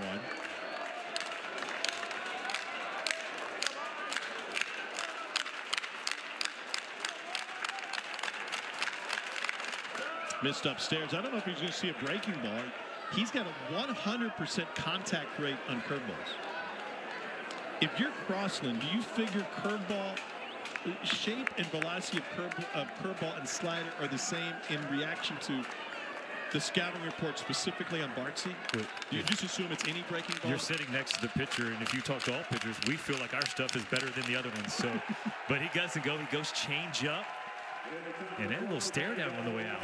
Strikeout number 7 for Kate Crossan. We'll speak with the skipper, Skip Johnson, head sooner when we return to normal. Make quality pitches. Skip, thanks for your time. We'll let you get back to work. Thank you, guys. That's old school coaching, tricking. That's the trick. We just got to trick. Keep tricking them, trick them for this game, and then we'll trick them again. There is no tricking. But no tricking Skip Johnson. If you ask him what pitch was thrown in game 2 of the series against Kansas in 2006, I guarantee he can pick it out. Know exactly what I'm talking about. In that conversation, right, he's like, I'll remember this the rest of my life, and I almost wanted to say, Coach, like, you could say that about everything. You have remembered everything. I mean, yeah, he will give you the details. I mean, he breaks it down, and I mean, it's detail-oriented guy, and it's like, you're right. The pitch here, what player, he'll tell you what his big league career was like when he made his debut. Then he goes back to the story. I mean, it's a phenomenal storyteller, but you're talking about, like you said, he has spent his entire life in baseball, and that is what you love to see, a baseball lifer telling stories. Nelson out the dribbler, and he's safe over at first as Dayton Taki hustles down the line for an infield single. Just a tweener. Yeah, this is one of the tougher plays, PFP, especially the lefty. Finish, as you see Thompson finishing on that third base side. The first baseman has to charge, and then you also have a lefty out of the box, and he's running good. I mean, it's executed nicely, but see, Thompson gets there and doesn't quite get to the bag in time. So leadoff man on for Kyle Branch. By the way, you saw the 2 bases 90 feet from home plate, 1 green, 1 white. In that scenario, the base runner is charged with hitting the green bag and the fielder the white bag. First pitch, sky to left. Rigged in underneath. 1 down. So J.D. Thompson needed a quick out. You know, such long first inning, those 4 walks, you had racked up 36 pitches in that first inning. already at 74 just in the fourth. He needs those quick outs like that. I mean, even if you don't shot to win the ball game, right? You want to keep the team here, keep the bullpen, save some of those arms, and think about if you have the more bullets on Saturday and Sunday, you have a better chance to win. Here's Dawson Willis. Looks at a breaking ball upstairs, 1-0. That's why I feel like, to your point, if OU can hold on to this lead, it will almost feel like they stole game one with the ace going tomorrow. Absolutely. And then you have, I mean, you're the only thing bad about pushing Kyson back one, and this is what they kind of went with at the beginning of the season. They had Kyson and his twin brother Malachi, who throw very, very similar. The stuff looks very much the same. It's 93 to 97, 98 from both of those guys. Now, Malachi has a little bit more sink. Kyson plays a little bit more up in the zone, but still, you look like you're facing the same guy. So that would be the only thing, but you're right. You steal game one with Cade Carlson, all of a sudden you have a future top 5, top 10 pick and Kyson Witherspoon throwing. You got to feel good about winning the series. Well, it's really the perfect time, if there is such a thing, for this to occur. Oklahoma State in the midweek, and then you go to Missouri next weekend. Swing and a miss. And if you wanted to get Kyson back on track into the Friday night spot, you don't take anything for granted. And all respect to all opponents, you understand that the place you're going next week is dead last in the league without a win. Oh, it doesn't slip your mind. It is definitely there, but you're right. Coach Johnson preaches, you know, the one pitch mentality, one pitch at a time, be where your feet are. So you can't even think about in the game thinking about pitches down the line of the game, because that's not where your feet are. So he's not going to be thinking about that. But you're right. You could move him up and get him back into that spot. But if Cade Carlson pitches this good on a Friday night, who knows? You maybe let him stay there for a little bit. But that's why when we talked about the beginning of this, the open and everything, about how pivotal this game is Oklahoma needs to get back on track, because then they head to a very winnable series in Missouri. But when you look at Vanderbilt's schedule, I mean, it is loaded with 5 straight teams in the top 20, finishing up with Kentucky, who I feel is a team that could jump into the top 25. So that would be a brutal way to finish, and that's why you can get one of these right here, get to 9 wins. Winning this series would be huge. Georgia, top 10 team coming in Nashville's West End next week. Full count now. Dawson Willis. Here's what's next. The sweep of Florida and the sweep of A&M, incredibly valuable, because you're allowed to bank so many wins off one series. Well, you were always told as a player, right? Win the game, win the series at home. And if you're going to lose this series on the road, just don't get swept. Third strikeout for J.D. Thompson as he gets Dawson Willis looking. He settled it nicely, and a lot of it's been just he was really, really up in the zone. And a lot of times you get shorten up that stride, maybe get some more extension out on the fastball and the breaking ball, and it's got him in a much better spot. And you can see the results so far: 2 zeros and a chance to get the third one in a row. First trip through the batting order, he had allowed 6 Sooners to reach base. Second time through, only 2. And now third trip for Trey Gamble. The leadoff man drew a walk in the first, flew out to left field in the second.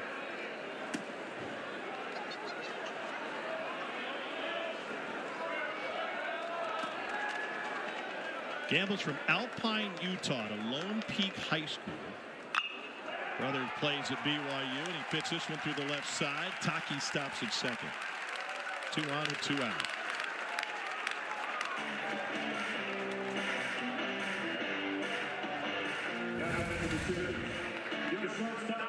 Well, just a beautiful inside out. That's where you want to throw it if you're J.D. Thompson. He puts right there, but look at him keep the hands in. Beautiful inside out swing. I mean, like 18% of the balls are going that way if you're Trey Gamble, and he's able to fit that one in the hole. Nice job right there, extending the inning. So 2 on for Jackson Willits, who grounded out the third his last time up. He was walked in the first inning, and he swings through a fastball, 0-1. Jackson's riding a 6-game hit streak. Sophomore out of Fort Cobb, Oklahoma. Fort Cobb Roxon High School. Little brother Eli is the youngest draft eligible prospect in this summer's draft. He's committed to Oklahoma, but then again, so was Bobby Witt, who then signed with the Royals for $7.8 million. And Eli's going to have a fat wallet come draft day, it seems. You're right. Yeah, he is committed to it. That is by paper only, or I guess signed now, right? These kids have already signed in November, but yeah, he is one of the top high school shortstops in the country. I would think he doesn't last past the 15th pick. A good shortstop class in the top end of this summer's draft, especially high school kids. Willits swings right through it. Strikeout number 4 for J.D. Thompson, and Oklahoma gets 2 on thanks to a couple of hits, but the Sooners have stranded 4 through 4. Time to check out the good hands plays brought to you by Allstate. Kate Carlson did a really good, nice 7 punch outs. Only 1 walk. He's mixed in slider. Even when he didn't like it, he still got the punch out. But boy, that fastball glove side has been perfect. And when you follow up with the glove side, that slider down, that's why you get these numbers. 7 Ks, 0 walks, only 4 hits. He's already tied his career high for strikeouts. 7 of them for Crossland. What a route he took to get here. Division II, then junior college. His mother's family is from the area. Therefore, he grew up an Oklahoma fan. It's always fun when you're the recruiting coordinator and a 6'4", big, tall lefty that throws 96 is a OU fan, right? Makes it easy to recruit those. All right, so you're not into books as that pitch misses to Jaden Davis. Let's dig in deeper into Crossland's hobbies and see if this matches for you. Kate Crossland's big into Legos. He's got 30 different sets at home. He says the Oklahoma baseball experience. This one in the air to right, drifting all the way back is Christensen, and on the track and down. You're a Lego guy? I'm not a Lego guy, but I do. My brother-in-law, huge Lego guy. Okay. Like full-on basement full of Legos, bricks. That's what they're called. We can't call them Legos. But really cool things. And I was going to say, when you are a Lego guy, it's full force. You go all in on Legos. You've never met a guy who's kind of in. There are nobody over 13 is kind of into Legos. Here's Rigdon. Talking to the Vandy staff about Rigdon, and they raved about the fact that this dude just plays ball. From Metter, Georgia, outside of Savannah, he had an arm injury his senior year of high school. All right, so he's a switch hitter. He throws right. But because of the arm injury, he couldn't throw. So his senior year of high school, he played center field left-handed. 101. Yeah. It's not Jarangela Sinjin. Right. Not there yet. Two-handed pitcher for Mississippi State. But like you're starting to see those guys kind of pave the way, right? Pat Verdetti, those guys were going, hey, well, maybe I could just mess around. Man, I tried it that, and you're like, it's the worst thing ever. But Coach Corbin said he even pitched a couple games like that once he figured out he could do it. Vendetti at least had a custom glove with 6 fingers on it. So he was invested in it. He was the guy. 1 ball, 2 strikes to Rigdon. And I guess if you can switch throw, of course you can switch hit. That's what he does.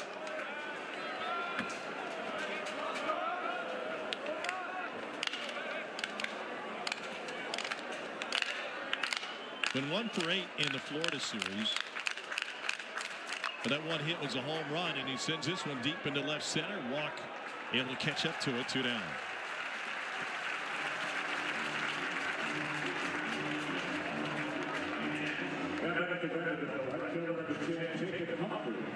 And now Jacob Humphrey.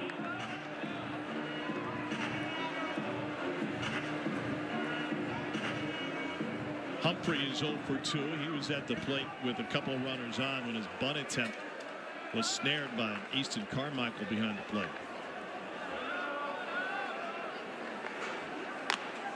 What do you got on Humphrey's stance, especially relative to what you see as a pitcher? You see the guy when they crouch down a little bit, obviously you're thinking, hey, the strike zone's smaller, but when he goes to stride, he's going to raise up a little bit, so it puts it back in the same spot. And as a pitcher, we have to throw to the glove. You can't think about what the guy looks like and how his stance is. The one thing that would mess with me when those guys were the high leg kick guys and they would lift the leg before you go to pitch. I'm like, oh, he's about to unleash one. I did not like when that guy would lift that leg as I came through the plate. I'm like, uh-oh, he's getting really ready. I don't want to be anywhere near the strike zone with this dude. Foul of third, 1-2 now to Humphrey.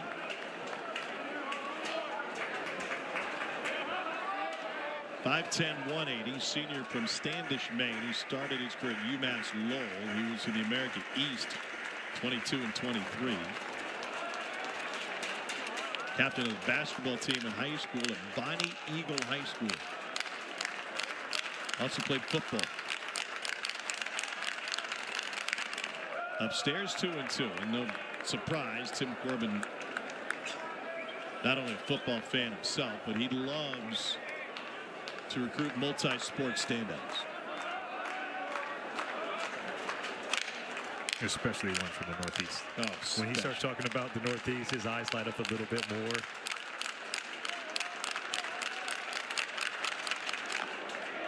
Just off the plate, full count. Third full count for Crossland tonight.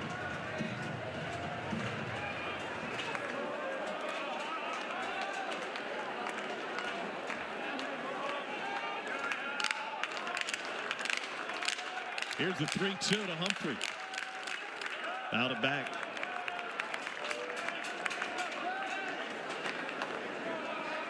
Good on that after being down 1-2. Crossland missed pretty big with the 1-2 fastball. He was trying to go in, missed up and away, but then being able to lay off that fastball away, it was just barely off the plate. Now you put yourself in a count where you really expect a good hitter's pitch, and you don't get it. You foul it off just like he did. 3-2 again. Fouls another one off.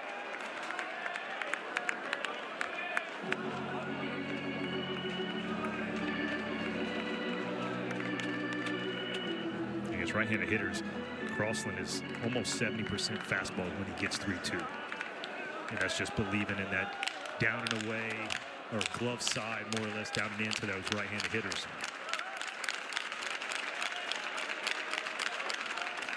Again, payoff. And he misses with the fastball. What do you think? I'm going to put you on the spot here. There's with 2 strikes. How many pitchers in this league or in college baseball, top of the line pitchers, would have similar numbers in terms of pitch selection with 2 strikes with the fastball? Because I think a 3-2, it certainly changes the dynamic. Right. I mean, I think you have to be able to establish your fastball, so it needs to be that high. It needs to be a thing where I'm okay with throwing that fastball, and he was there. The mechanics just are a little bit off. He's flying open just a hair, and that arm stays. It's dragging behind. That's why you see when he's trying to go in, that ball stays away. It's the same thing on that breaking ball he just throws to Mac Rose. It's left behind. The arm's not getting out in front. But you have to be able to go to that glove side. That's where, when you feel comfortable, that's your just go-to pitch, right? So for him right now, that down and away to a lefty is that go-to pitch. One of high school teammates here, Rockwall High School in Texas. Mac Rose and Cade Crossland. You know, not just high school teammates. That's his catcher. So who knows you better than that but your catcher? Does a good job. I love how that front leg, as he lifts, it comes across the body, just keeps that hip locked onto that catcher a little bit longer. Both of them went the JUCO route before ending up at SEC schools. And every time I would play against a former teammate, and especially my catcher in college, we'd play against each other in minor leagues. He'd get up there and smile at you, and you're like, man, like this guy knows what I want to throw more than I do. I mean, because he called so many pitches. Runner goes, and that one gets all the way to the backstop. He thought he was hit, but the home plate umpire didn't point. And Eddie Newsom's going to have Rose stand back in. It's a stolen base for Jacob Humphrey, who leads the SEC now at 17. Yeah, you see Rose kind of almost like he leans in and then peels away, but I think Carmichael's glove might have hit Rose's elbow guard. Rose already has an RBI single. He's 1 for 2 tonight. Breaking ball up 3-1. Well, I bet Rose is looking out there crossing and thinking, dude, this isn't the same pitcher I saw in high school. You had 0 offers out of high school, and now you start on a Friday night for a top 20 team. Bro, it used to be 89 in high school. Now you're throwing 96 on a Friday night. What's the deal? 3-2 now. Yeah, that's not fair. You mix in a 3-1 breaking ball. Oof.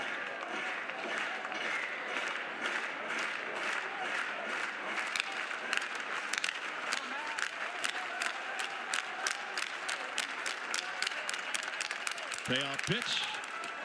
Low. Back-to-back walks. First 2 walks of the game for Crossland occur here in the 5th inning. And with the top of the order, and it leads him with the 3-hole hitter, R.J. Austin. Well, Tom, you always hear coaches say in games like this, right, your best players have to be your best players sometimes. And right now, Vanderbilt needs R.J. Austin to break out of the left-handed pitcher slump that he's in. I mean, he's, like you mentioned, 152 coming into tonight. I mean, they need a big hit into the gap. Watch him run. Let him use that speed more than anything.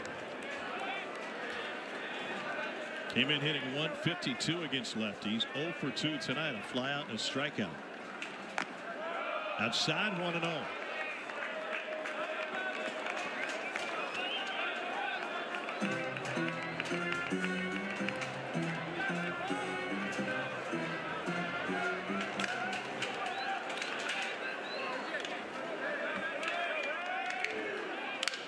Austin had 5 hits in the Florida series, went 5 for 13 last weekend. 2-0. But of the 8 outs, 4 of them came via strikeout. There's nobody throwing in the Oklahoma bullpen as of now.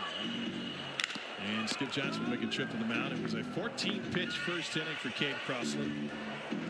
Put him down in order, worked his way around 1 hit in the second.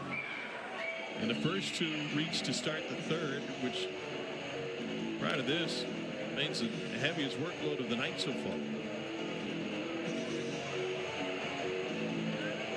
Great talk with Skip today, and part of the conversation was, listen, I'm not results driven. The wins and losses don't matter. It's about making, to your point earlier, it's about making them better people, better men, and the process. And he talked specifically about how he began to work with coaches, with pitchers at Texas after one egregiously bad outing by his pitching staff in a loss to Missouri on the road. And first rounder Aaron Crow, big leaguer. That changed almost overnight.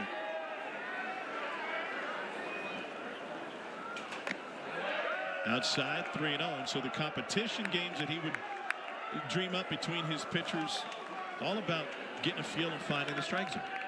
Well, I like the fact that how he did that, where it's competition more often, right? Because as pitchers, especially if you're the Friday night guy, you only compete technically every Friday night, and you don't get those chances to better yourself at competition. So I like how he did that with those guys, and basically saying, like, hey, he's just trying to get in the zone. Like, you have a spot to throw to, right? As pitchers, we don't need to focus on anything else, right? Nobody in the stands, 10,000 people in the stands, on the road, whatever. Like, if you focus on the glove, you throw to your target. Yeah. If you can get better at doing that, it doesn't matter what's going on in the outside circumstances. Full count, 3-2 now. Bouncing back from a 3-0 start to Austin.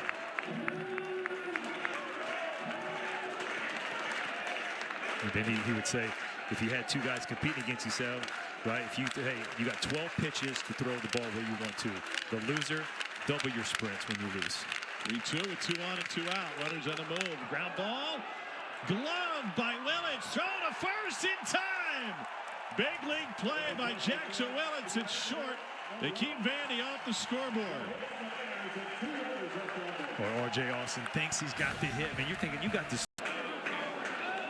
Talk about benefits of coming to the SEC, huh? Breaking ball in for a strike to Easton Carmine. Yeah, that was going to be my comment. I'm going to say that number is going to start getting pushed down, because you're going to start seeing teams like A&M, Texas, these kind of programs come in where they're closer. They're more of that old school rivalry. Chopped to third. Off the bag is Johnston. 1 down. Let's get to the studio. Here's Peter Burns.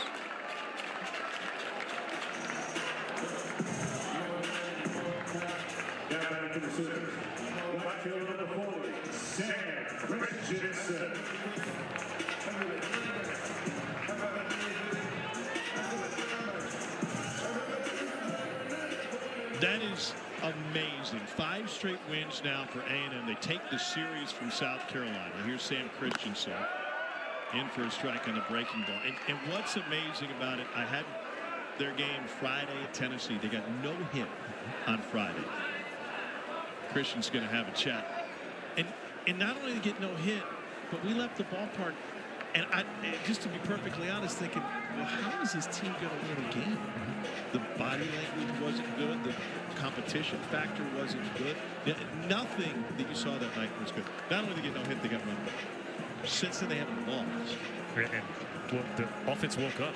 And that's, I don't know if that's a, hey, you challenge the guys like, hey, we have to figure something out, or it's going to be a really long season, right? Because it doesn't get any easier. Anywhere you go, there's a chance you could get beat every single night. So, but the offense is woken up. The pitching had been there for the most part all year, at least good enough. And then once that offense caught fire, now you're starting to see the A&M that was preseason ranked #1.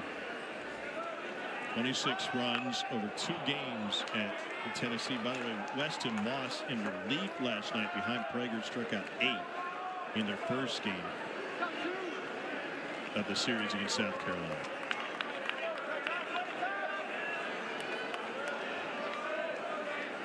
Nothing in 2 to Sam Christensen. Double home run first time up, goes down looking here for the 5th K of the night for J.D. Thompson.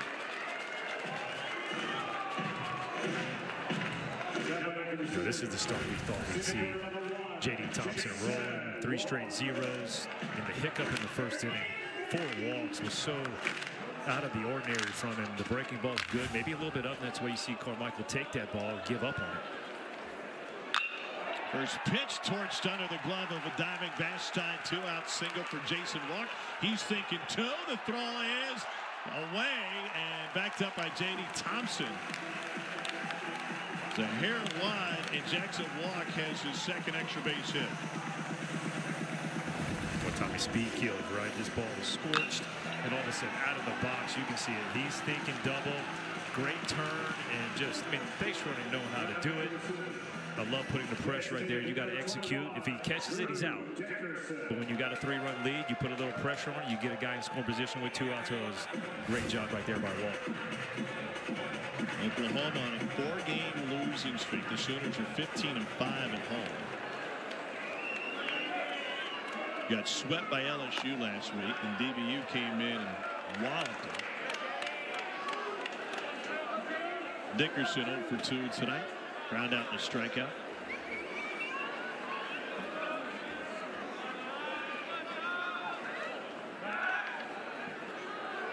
Thompson go ahead and throw to second.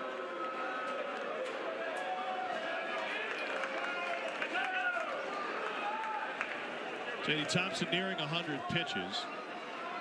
He needed 36 to find the first 3 outs. He's gone over 100 only once this season. That was 2 starts ago. He threw 101 in a 6-inning loss to Arkansas, which he got tagged for 5 earned, thanks in large part to 3 home runs.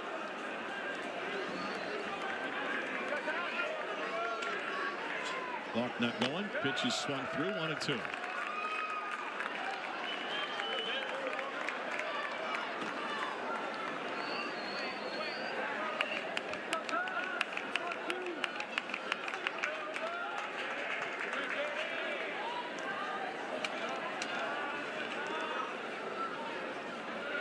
On 2 to Dickerson will wait. There's another throw to second. Walk 9 for 14 on the base paths this year. I don't know if that's a pitcher not feeling comfortable with the pitch, because I don't think Jason Walk's gonna, with 2 outs, he's scoring from second base on any kind of hit with his speed. I don't think he's gonna take that chance to steal 3rd with 2 outs. He's scoring from second on the bunt. 2-2. But a lot of times, since you can't just step off now as a pitcher, you have to pick, right? That's the only way to kind of reset your mindset.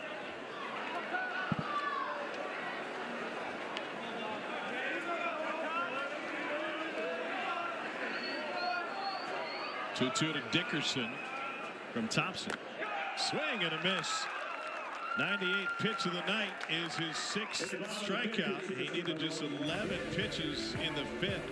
9 of those were in the zone. Another man left out for the Sooners. Cormier, we go to the top of the 6th inning. First ever trip for Vanderbilt here to Norman. In the 5th all-time meeting between these programs, it's dead even at 2 wins apiece. Riley Nelson looks at a first pitch strike. Nelson has struck out looking and swinging tonight.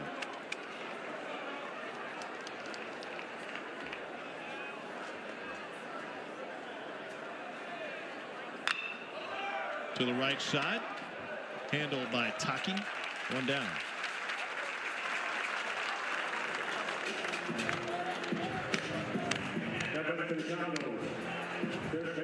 And with 1 out, Brody Johnson coming to the plate. And by the way, if you joined us late, this is an Oklahoma staff that is anchored by Kyson Witherspoon, likely top 10 pick in the draft. And a lot of those scouts will be here to watch him tomorrow night. Brody Johnson at the plate. Back tightened up on him after a weightlifting session midweek, so he was pushed back to tomorrow. The SEC injury report, which is new this year for baseball, is a daily report. It comes out the day before each series, so when a player is listed as out, sometimes I think there's a general misunderstanding. They think he's out for the entire series. It's just for that next game. What is the ceiling in Kyson Witherspoon in terms of not this year, but a baseball career? Oh, I mean, to me, it's one of those where it's the easiest 97, 98 coming out of him, so mechanics are repeatable. It's not a max effort guy, and a lot of times when you see max effort guys, that's when you're thinking maybe, hey, this guy's going to get hurt. Is this the top of what he is? The mechanics are so smooth and easy, the ball just jumps out of his hand. No telling what he could do, but I just love the way he goes out there and competes. Such a good kid. They talk about just outside of baseball how good he and his brother are and how close they are, but just, good boys that go out there, love to compete, love to play the game. And when you have a guy like that with that kind of stuff, going out there with the mental toughness that he has, I think he's a big league pitcher. 1-2 pitches popped up and out of play earlier this season against Minnesota back around Valentine's Day. He said his career had 12 strikeouts. Didn't walk a batter. He allowed the leadoff home run. Then he retired 13 in a row. He struck out 10 straight against Sam Houston State. On his way to tying the career high with 12. And in conference play, he struck out 11 against Mississippi State. 100th pitch of the game for Crossland. Chased it. And another K for Crossland. You set a new career high with 8. Well, he goes right back to the well. That's the pitch that Johnston doubled on. It's a changeup, but this time he keeps it away. You see that ball just fading away from it. Nice job of getting his hands through that ball, coming off that pinky. You can see he's excited. He knew that the changeup was the pitch that he got it back. He said, I'll show you that same one and get you. Waiting on a K. There it is. Here's Bastine. And the senior shortstop is 0 for 2 tonight. Didn't go. 1-0.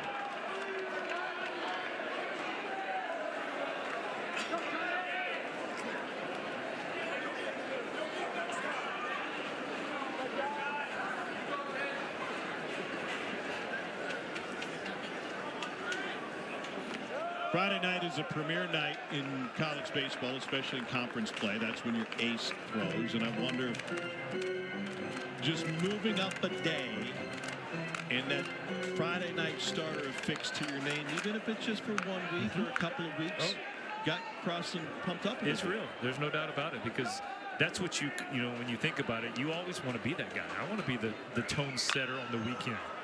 At the end of the bat and into center field for a 2-out Vastine single. Yeah, I think Crossland has accepted that challenge of Coach Johnson giving him, and he's, it's not like it was one, hey, necessarily he earned it, right? Because it's just a matter of a little bit of a back spasm, right? Not a big deal, but you get pushed into it, and he'd had some up and down starts, but right now, boy, he has taken that ball and truly set the tone in giving the opportunity to give that ball to Kyson Witherspoon for the series win. Well, he goes 103, and that'll be the end of the line for Cade Crossland. 5 2/3 innings pitched, and you turn it over to the bullpen, and James Hitt coming out of the pen for Oklahoma. Crossland in line for the win. With the bottom third of the order coming up for Vanderbilt. Fantastic outing for the normal Saturday starter to step in and get after it tonight. Career high 8 strikeouts against only 2 walks. And he holds his Vandy offense in just 5 hits. Kate Crossan leaves with a W next to his name. Can the bullpen hold it? 3-run Sooner advantage.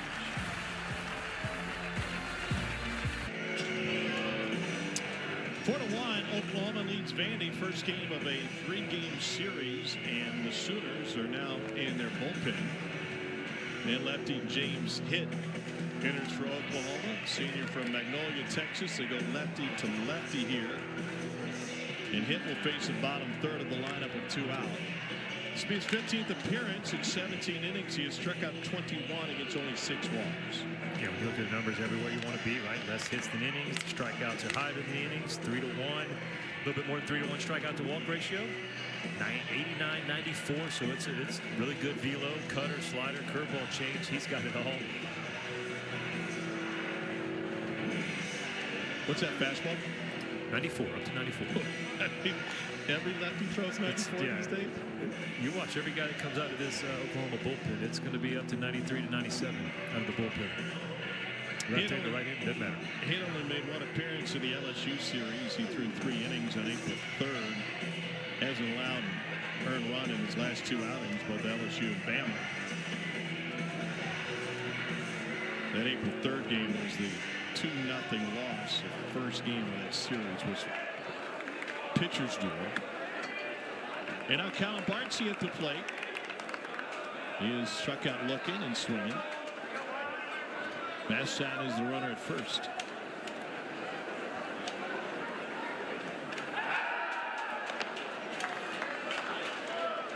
And that hit for Vashstein extends his hit streak now to 7 games.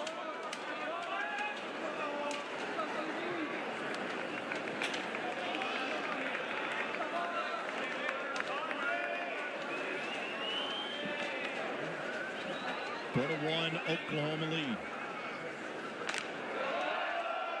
Sooners got all 4 in the opening frame.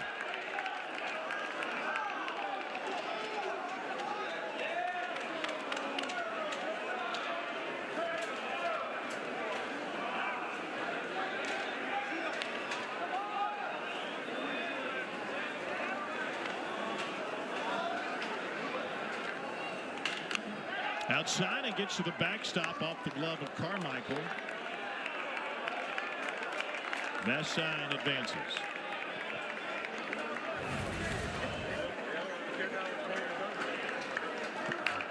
Little cutter. Looks like he didn't even get a chance to get out front. The hand side of the ball, and the ball just kind of escapes out of it. Gives Vanderbilt a runner in scoring position with 2 outs. Where you need a big 2-out hit. I think you can get steal a run right here. Most of the production has come from the bottom of the lineup tonight for Vandy.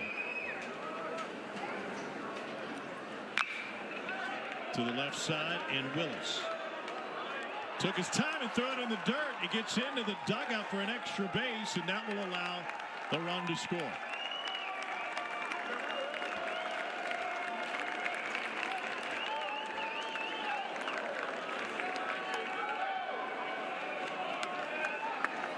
Yeah, you nailed it, Tommy. Took his time. It looked like he had that ball. It was a slow chopper. It didn't get to him quickly, and so he stays back on it and then just really cuts off that throw. The ball gets him dug out, gives Vanderbilt a little bit of momentum. I mean, without the wall pitch, he's at now at second and third. Still got a chance to get out of the inning with no runs, but with the wild pitch, he's able to score, and you got another guy back in scoring position. 6th error of the season charged to Dawson Willis, and the hitter Jaden Davis at the plate. Low 1-0.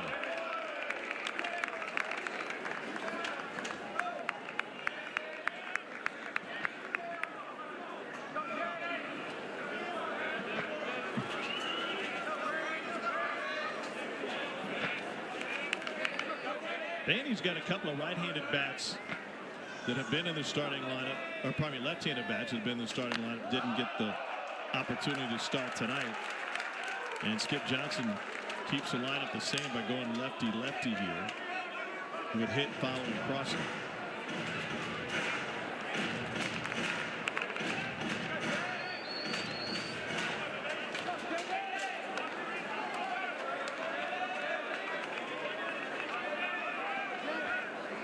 Here's the 1-1 to Davis. Skied it to the right side. Taki in foul territory. Back into play, and he makes the catch. Last second adjustment, split second adjustment, and Smiles coming off the field. Boy, this is a scary situation, right? That ball's up. It looks like it's foul. Look how low he catches that ball. You're taught to catch it above the head. He catches it below the waist. Still an out, though. 4-2.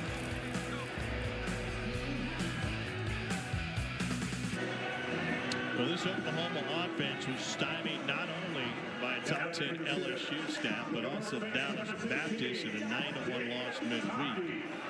And man, they figured things out tonight. Well, that was self-inflicted, right? I mean, J.D. Thompson gave them 4 walks in the first inning. They scored the 4 runs with only 2 hits and really haven't manufactured anything else. But when you get the opportunity, you score some runs, and that's exactly what they have, and got the 4-2 lead.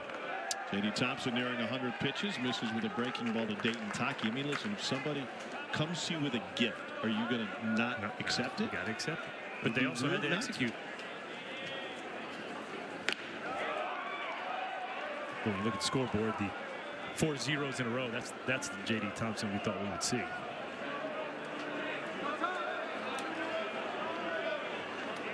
What do you think was going on in the first inning? He walked 4. Yeah, and he came in averaging 2.5 per 9. It's just a matter of mechanics. Couldn't get comfortable. Was up in the zone, up and away, up and away. And a lot of times that means the front shoulder's flying open. You're releasing the ball a little bit behind you, not getting that extension. To the right side, Davis can't get there in time, and it gets through him to allow Taki to reach to start the inning for the 2nd time tonight. There's action in the Vanderbilt bullpen. The Goof getting loose. And with 1 on, Kyle Branch coming up.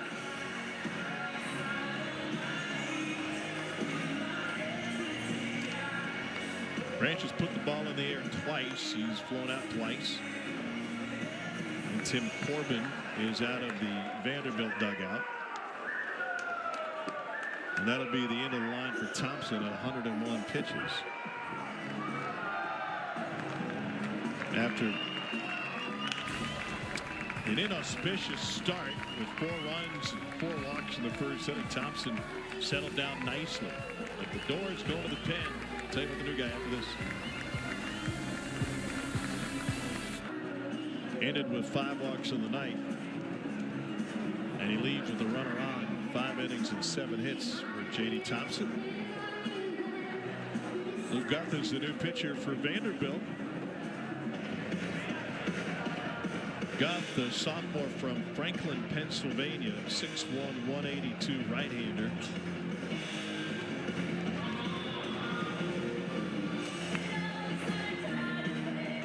That's going to be up to 93 with the heater, low cutter, slider, curveball change, and a split. This guy's got it all, right? His per innings low, strikeouts low, ERA. I mean, this is what you want from a guy coming out of the bullpen, high leverage situation. So got to give J.D. Thompson a lot of credit. You know, could have sailed in after that first inning, but he kept his composure, kept his control out there, and he leads, and it's a 4-2 ball game. Team's got a chance to win. That's everything you want from your starter. The last 3 games Guthrie's pitched in have been of the blowout variety. Through 2 innings in the midweek against Dayton, which was a 9-2 win.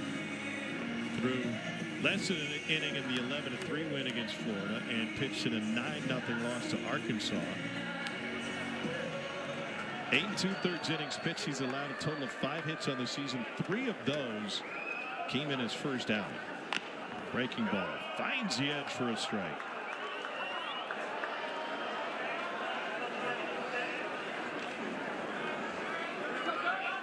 You look at his past outings, it's a situation where you're finding a guy just developing a role for himself to be more of that high leverage innings guy.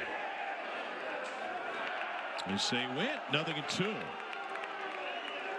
It was interesting. He's talking with pitching coach Scott Brown today, and he said, you know, we've gotten to a place in baseball now where there's not a traditional closer like the big leagues. So you're going to go to a guy to try and preserve a lead in a high leverage situation, and it might be the 5th or 6th. Vandy just trying to keep it close here in the 6th inning. Although history would indicate it's an uphill climb. Oklahoma is 19-0 this year when leading after 6 innings.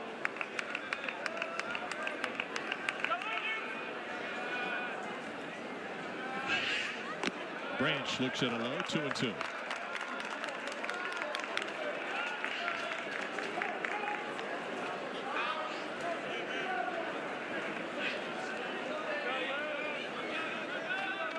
Fly out to right field and a fly out to left field.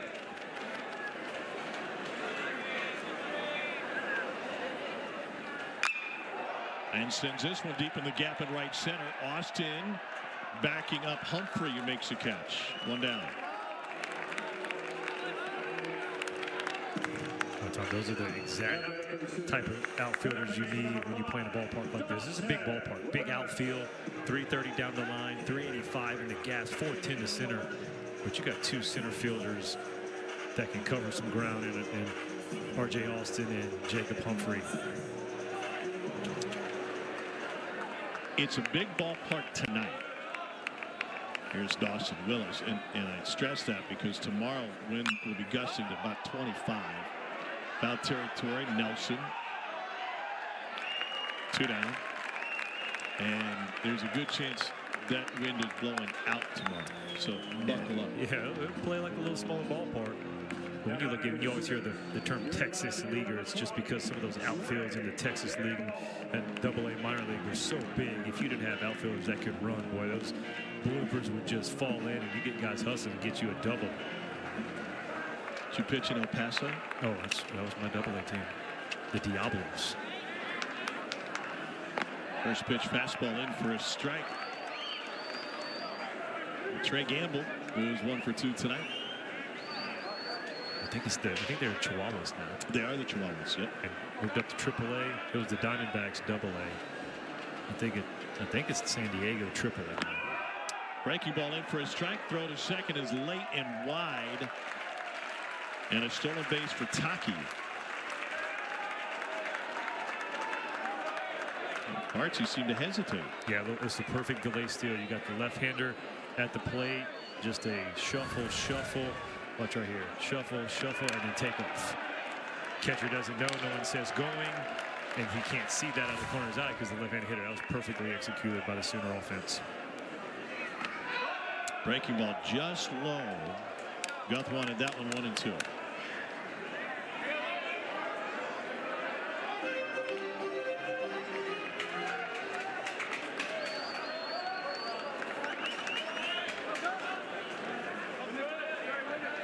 One ball, 2 strikes, a Trey Gamble.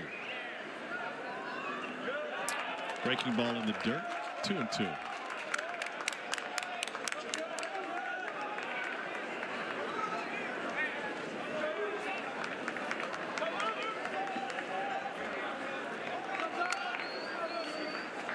Gamble's an Eagle Scout.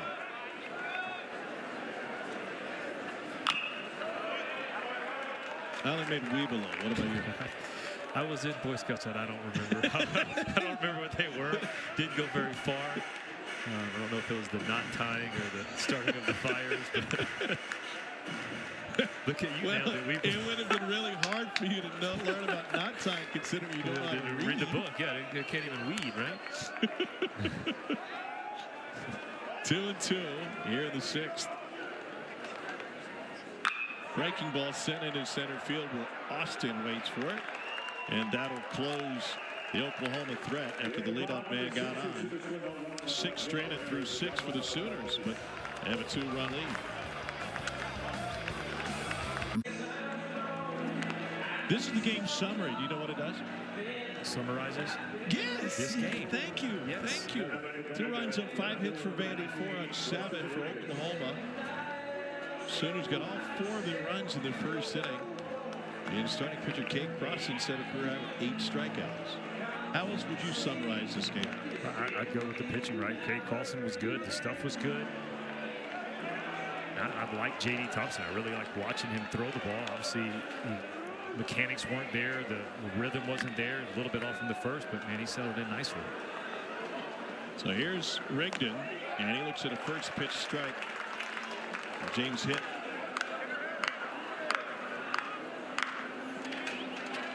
Nothing one to Rigdon.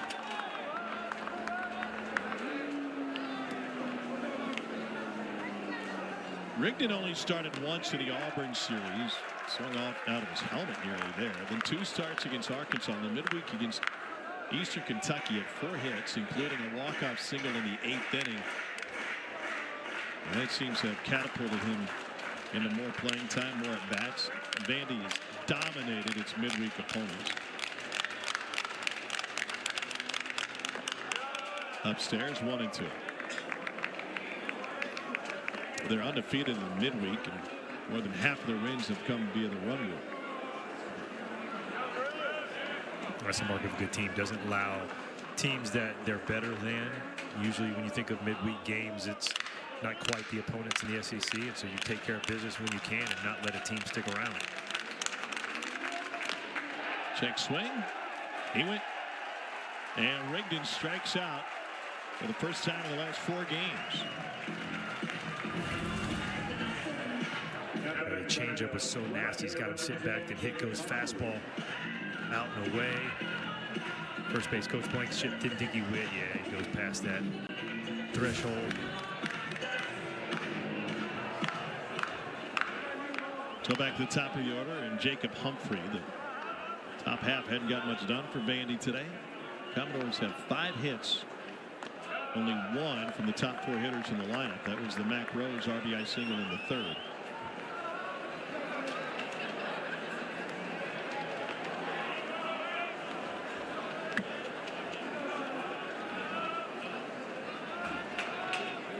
One-0 to Humphrey.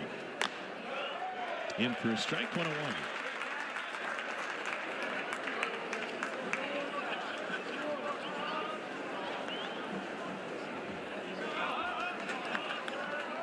Humphrey's got a 5-game hit streak on the line. It's a fastball upstairs, 2-1.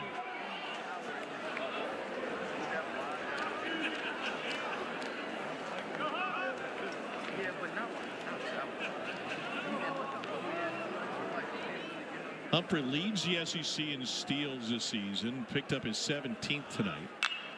And he sends it high and deep to right field. Christensen at the wall. It's gone.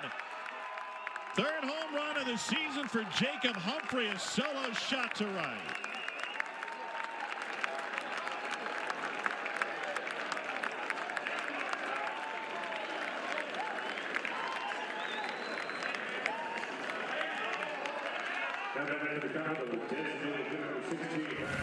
Offense just sticks around. All of a sudden, little lightning right here. Fastball outer 3rd. Beautiful swing by Humphrey. And the Commodore faithful out there in right field. Boy, he hit it. They threw the hands up. There's about 10 or so fans out there. And, throw it back. But, yeah, beautiful swing. Strong out there to go out. Oppo Taco. You know, it's a bold move to buy tickets in the outfield no matter the stadium, right? I mean, you're lucky. The berm bums might try to step up on it. But right when he hit it, I saw the hands go up, and I was like, all right. Then we got closer. Oh, those are Vanderbilt fans. You didn't ask yourself, where am I? No. 0-1 to Rose.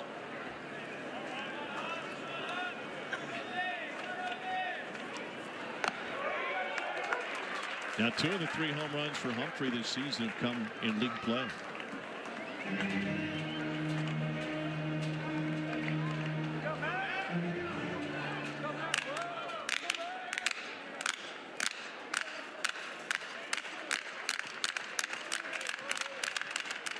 Here's the 0-2 to Mac Rose. Off the plate.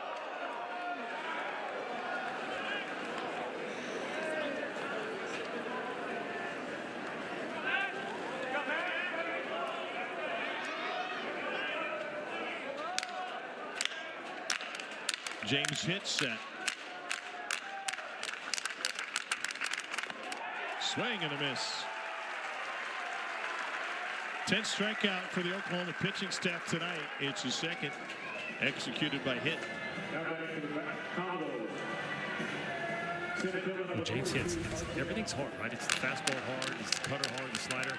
He went cutter, slider, and then he goes back up the ladder. 93. That ball running in on that lefty, just high enough over the zone. And now the 3-hole hitter, R.J. Austin. Vandy trailed this game 4-0 after 1. They put up single runs in 3 different innings. The 3rd, the 6th, and now the 7th.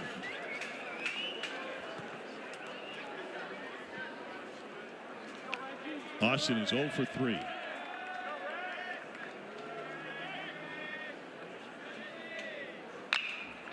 To third, picked up by Willis. This throw is true.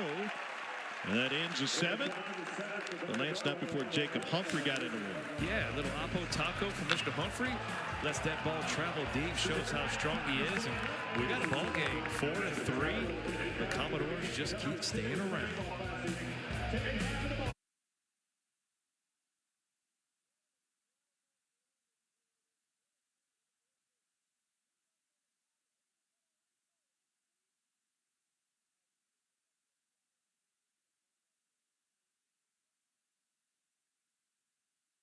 It's a cruel trick. Tennessee off the schneid after losing the series last week to A&M. Here's a look at the top 25 teams. 10 of them in the top 25. You said Kentucky should be there. That would be number 11. I think we're at 13 have been ranked. When you look at Mississippi State early on was in there. Obviously A&M was in there. So it's just talking depth-wise. Kentucky, Missouri, only teams that have yet to be ranked. So let's talk about the new pitcher in the game for Vanderbilt. After Guth goes 2/3 of an inning.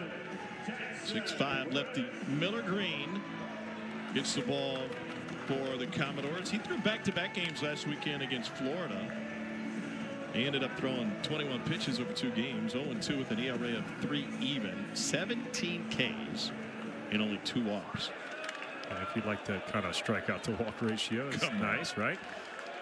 But another lefty, 94 topping out at.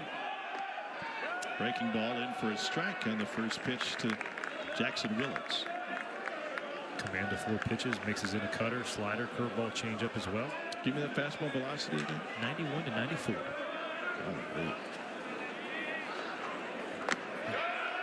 Gone are the days where lefties were sitting 84 to 88 with a little movement, big glove, crooked hat. Those aren't quite there. Lefties come out with stuff now. Still might have the crooked hat and the quirkiness. Could. 1-2. Good play with a guy named Dwayne Jacobs. Didn't think so. 1-2. Jackson Willits is 0 for 2 tonight. A ground out and a strikeout.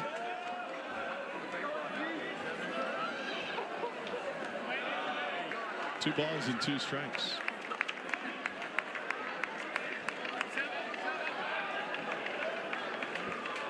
You were with the big unit for a minute, though. 04 with the big unit, my rookie year. Worst team in the big leagues. On court, deep left field, and gone. Willits has extended the Oklahoma lead with his 9th home run of the year.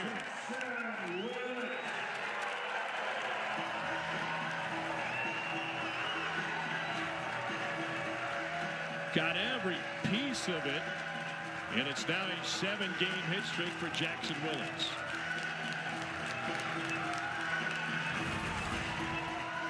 Willits came in 379 off of lefties. The power's been from the left side, though, so he didn't need a power on the right side of it, but jumps all over this fastball above the belt, getting on top of that 94-mile-an-hour heater.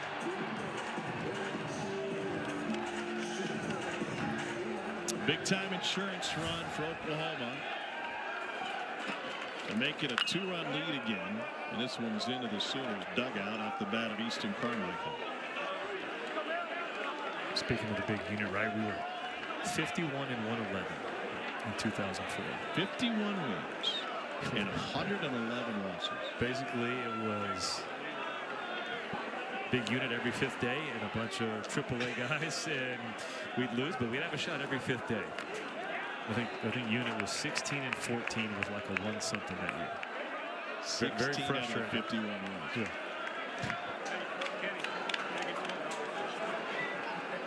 Was Brentley the manager? He started. He was the first manager, and then He was the first. That's never a good sign. Carmichael flies out to Austin instead of. Yeah, he was our first manager. What I meant was when I got called up, he was the manager. Got sent back down. Got called back up later in the year. And Al Padrique was the manager at that point. So you didn't get Brentley fired, no matter what he claims. He does claim that. But you were in AAA. I was one of them. All right, I was one. That's what I'm saying. I had one start. Here's Sam It's that bad at the Christensen. start, though. It was. Breaking ball in for a strike. You started to say about the big unit. You said it was a terrible team. And I really thought you were going to say teammate. And I was like, well, that's a bold move, Cotton. No. I mean, it was a guy. I mean, obviously Hall of Famer.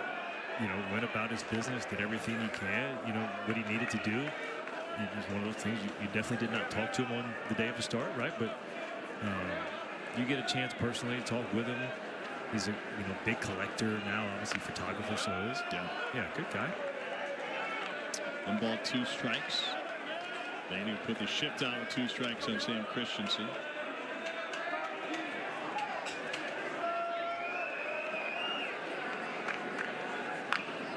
A dribbler foul. 1 and 2. Did you know the big unit was going to be a shutterbug? Did not know that was a passion of his. I didn't even know that was a phrase. It just came out of my mouth. A shutterbug sounds like a guy who likes to take pictures. Well, Shutterfly is like a picture company. Oh, that's right. Those are the books you've read. The picture books. Picture books. Yes. There was How a about vacation to him Europe. and King Griffey Jr., right? Griffey's credentialed at the Masters, taking pictures, seeing that on Twitter. 2-2. Breaking ball to first. Nelson takes it 2 down.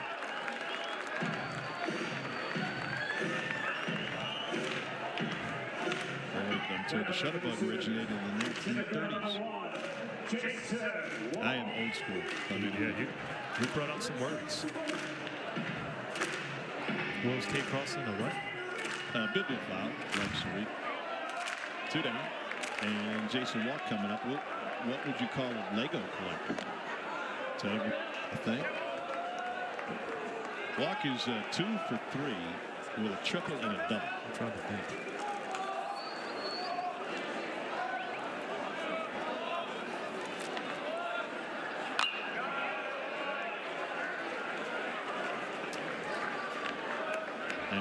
I'm told that the term is AFA, adult fan of Legos. Well done. In the right center field, and Walk. Stop there. The moment he hit it, I was thinking the same thing. Hold on now. I know you want to go to steal this bag. Don't take the double. We're just waiting on the big one, right? Yep. Cycle watch.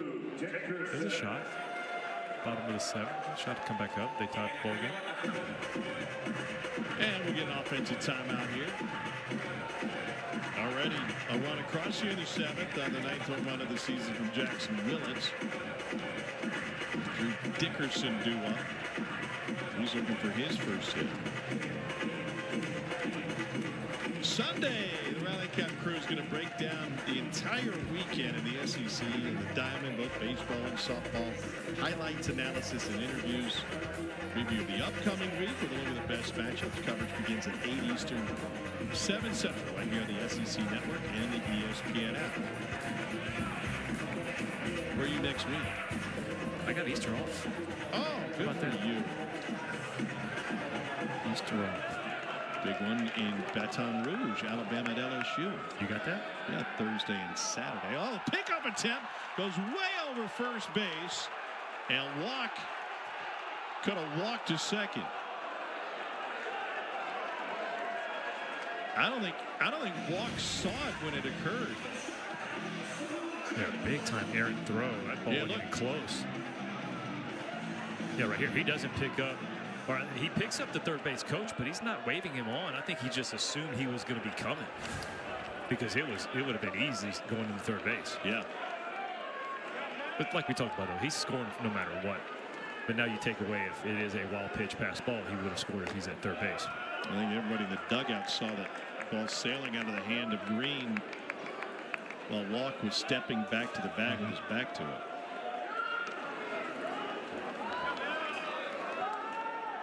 Dickerson drove in a run with a ground out in the first. 1-1.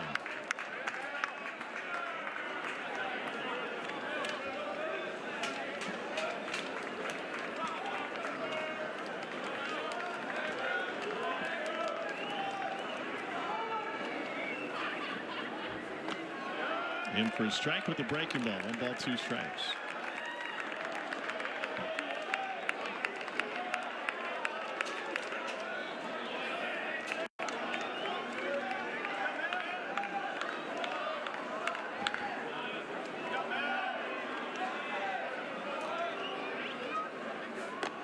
Looking forward to seeing Alabama next week. Justin LeBron, shortstop. Homer, 3 for 4 tonight. Homer, a couple RBI. How would you rate his arm? Oh, it's a 70 to 80 arm from the shortstop. Ease, whippy.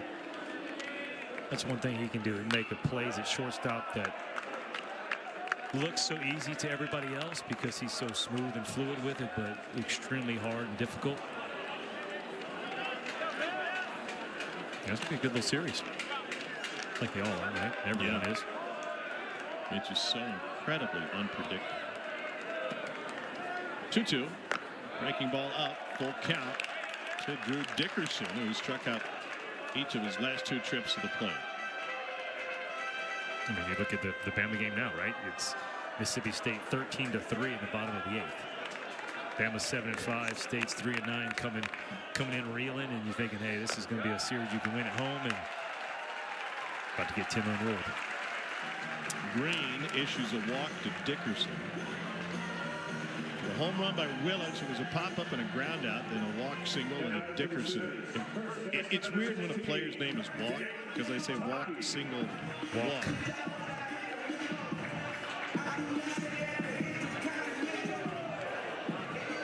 Then again, Hit is on the mound on the other side for Oklahoma. So we've had some good ones. Brownie had to have a word with Miller Green.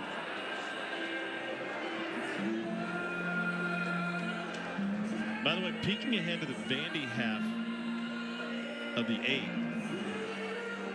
it'll be the 4, 5, and 6 spots due up.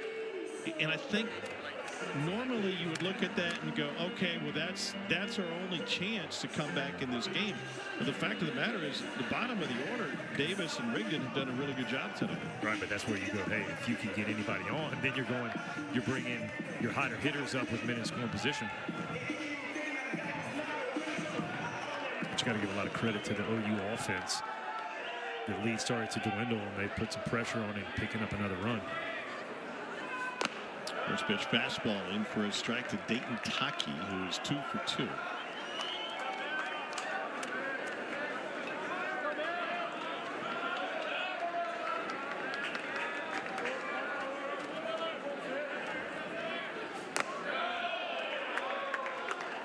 Very similar, but a ball, 1-1.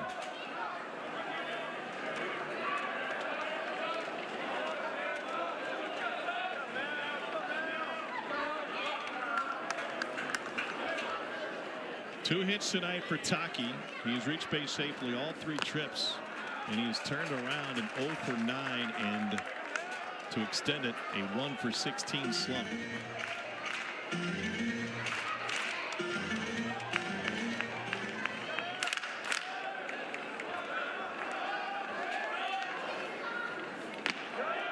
Two and 2.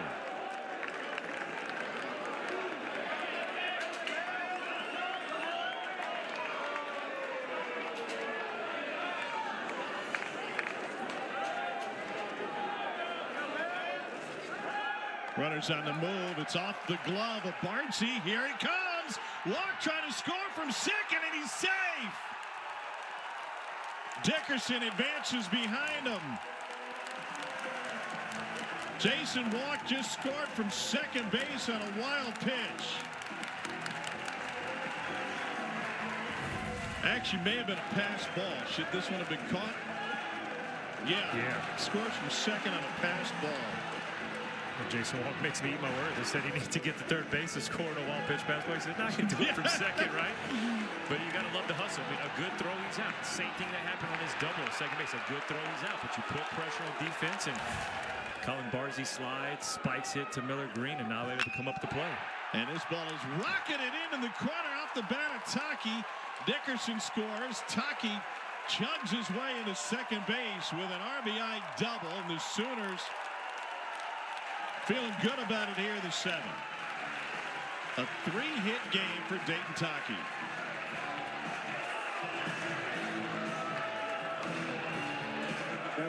That's a huge hit right there. 208 off of the lefties coming into play. And this is Miller Green, a tough lefty, man. That is a beautiful swing. You got to keep the front shoulder closed. And you can see the excitement knowing that he was in the slump. But now it's 4 for 4 on base, and he is excited when he gets there because he knows how tough of an at-bat that was. And that must feel great for him, a relief. Had a 4-hit game against Northridge on March 1st against Cal State Northridge. Since then, his first 3-hit game, and remember the slump that he had been in coming into this one. He's 3 for 3 tonight. I think we got a wild pitch. What do you think? I thought, like you, I think he hits the glove. Now it's in the other batter spot, so it's tough, but he was set up out there. I would guess, not to dig too far deep, but I would guess Colin Bardsey would say, I got to catch that. Yes. That's on me. And, you know, it's not protecting the Oklahoma, the hometown score, maybe protecting it, but it does count if it's a pass ball. It's an unearned run. Johnson to first. And that'll finish it off. Jackson Willits spells it with an X. Yeah, he got the party started. Fastball up in the zone. He jumps all over it. But how about the Sooner offense? Kept it rolling. Put up a 3-spot. 4-run lead here in North.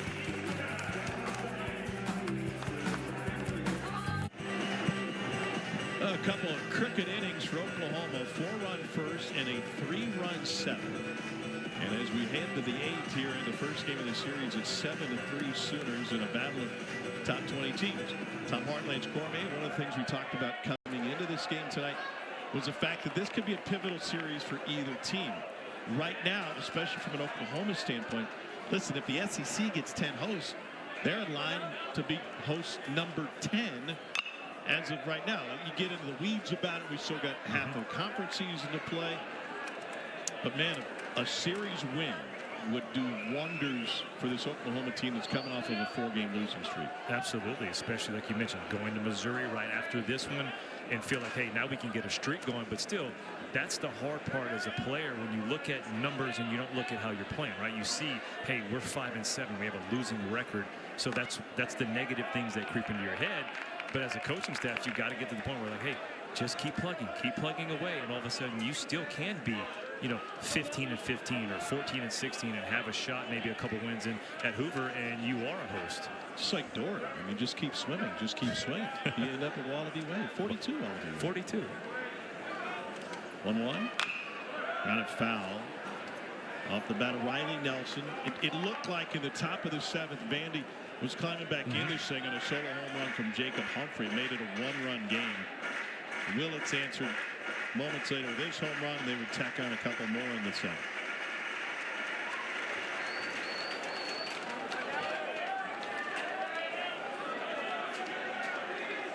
Riley Nelson is 0 for 3.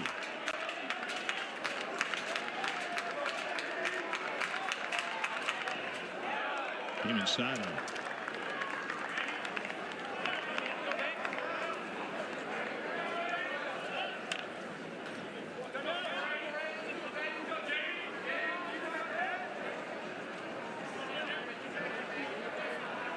Two strikeouts and a ground out for Nelson.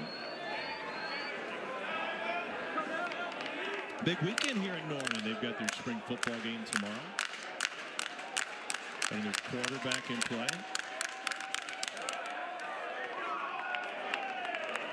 Fouled off.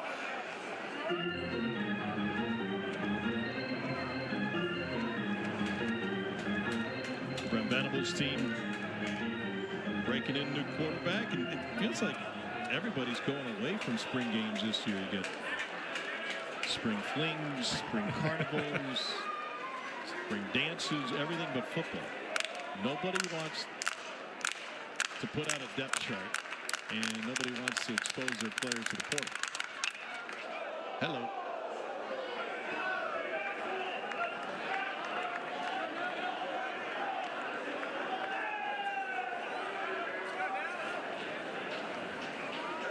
Test your reaction time. Oh, man, that was.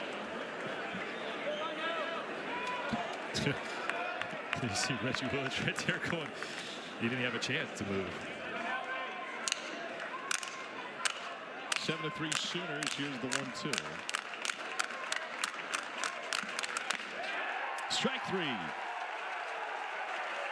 Third strikeout for Hit. Well, talking about football and on a baseball weekend, let's revisit what this guy could do.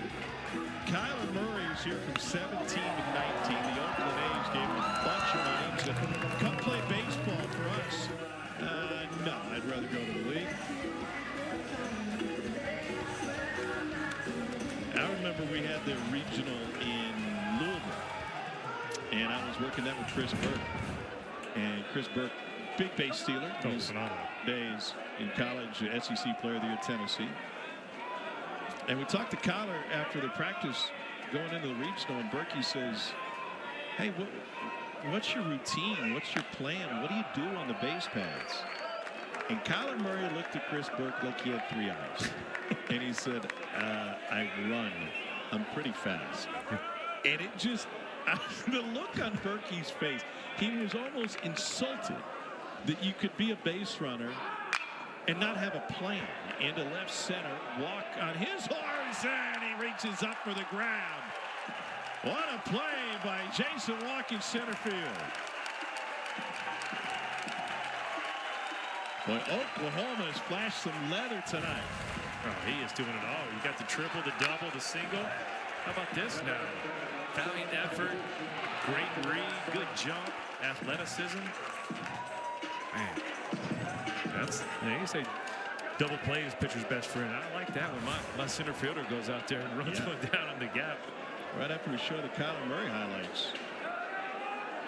Well, you're talking about Chris Burke on the bases. That was, you knew he was going, but you couldn't stop it. It's one of those where like the only way to stop him from stealing was to get him out, which that junior year, not many people got him out that year either. Vastine is 1 for 3. Ooh. But Carmichael in the undercarriage. Well, I think what really, and I don't want to put words into his mouth, and he's not watching tonight anyway. But what really bothered him is that you would go into anything without a plan. Right. Anything. And so as a base stealer, Chris Burke thought of it as an art. It wasn't just, as great an athlete as he is, it wasn't just pure speed. It was setting up the pitcher, it was reading the pitcher. It was the nuance of how big the lead is, or could you bait him into a throw by getting a bigger lead. And Kyler Murray, no, I'm going to go from point A to point B, and I'm just going to go. See front foot move, and I take off. But that's where also Berkey's thinking, well, he's that good at stolen bases. He has to have that plan. Then when all of a sudden he realizes, wait, if you don't have that kind of plan, oh my gosh, then his mind's racing going, well, imagine if you put this plan into place, how much better you could be. The A's, I think he paid him back, right? I mean, they gave him something like $4 million. Here's the 0-2 to Vastine, and it's low and away.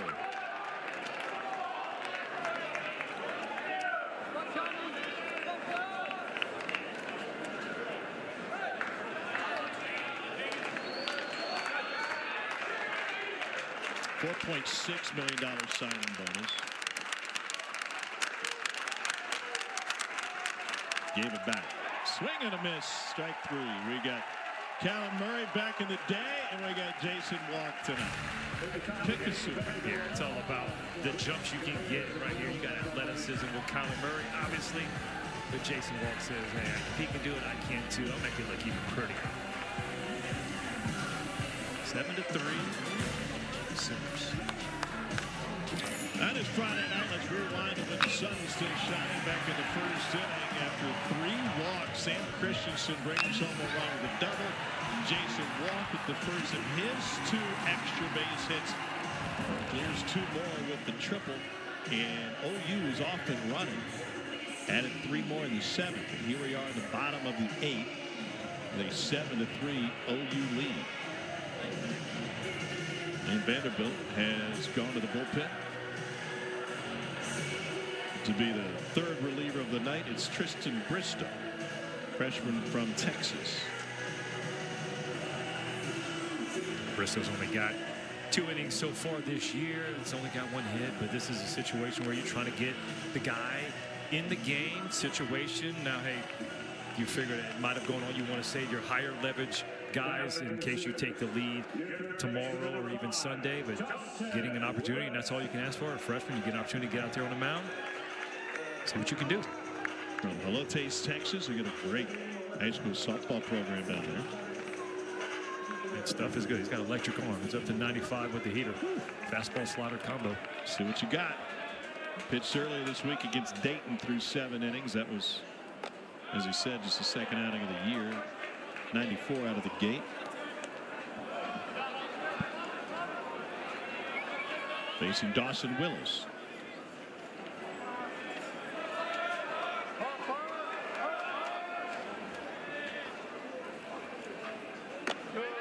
Two and 0. 94 again.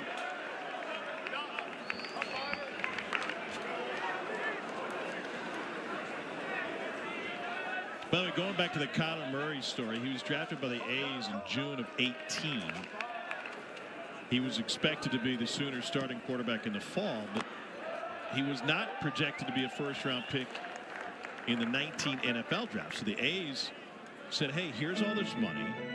Sure, you could play 1 more season of football, then focus on baseball moving forward.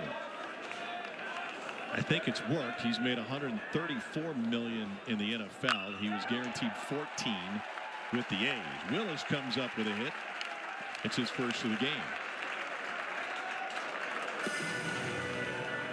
So think about that. You're risking the $14 million that the A's have guaranteed you, in addition to the signing bonus of about $4 million. In a physical sport where we know anything can happen from an injury perspective. He's also smaller, right? If you would think of what a prototype quarterback would be in that position, like sometimes you got to bet on yourself. And that's what he did. And he wins. Yeah, he wins.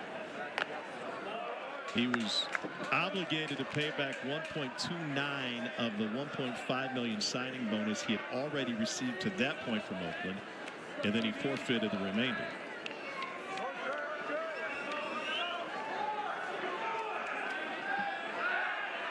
Throw over to first. Remember when he was in the cage and he was taking cuts when he first showed up at Texas A&M. And there was some thought that he could play there. The runner goes. Throw down to second from Barzy is late, and it's stolen base for Dawson Willis. Did you play with any 2-sport standouts? Let's see. One, we had Spencer Pennington played. He was starting quarterback for a couple games at Alabama. Big time first baseman, 6'5" guy. I think that might be the only guy. 2-1 to Trey Gamble.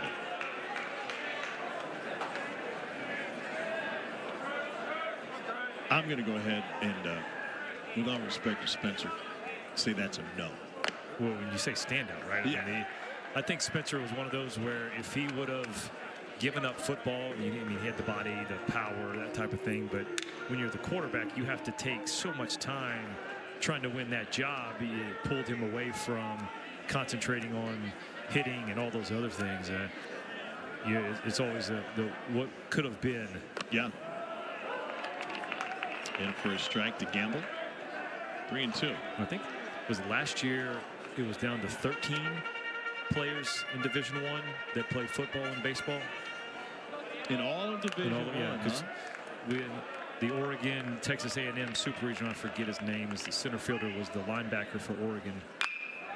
Bounce up the middle, past Davis. Oklahoma's going to tally another 8-3 Sooners on the second hit of the game for Gamble.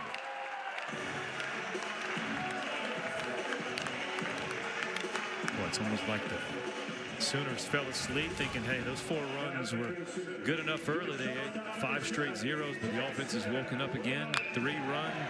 Now you scored another one. Still got nobody out. Mark of a good offense is that consistent just pressure that they put on you. And now with that 5-run lead, these guys are wanting to run, create more pressure against you. The last 4 games, Oklahoma averaged a run and a third and 5 1/3 hits. 8 runs on 11 hits tonight.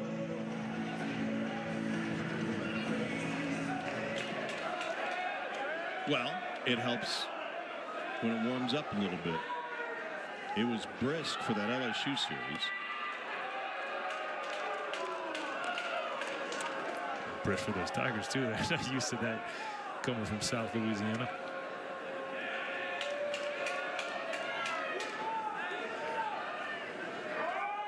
Willits now has a 7-game hit streak.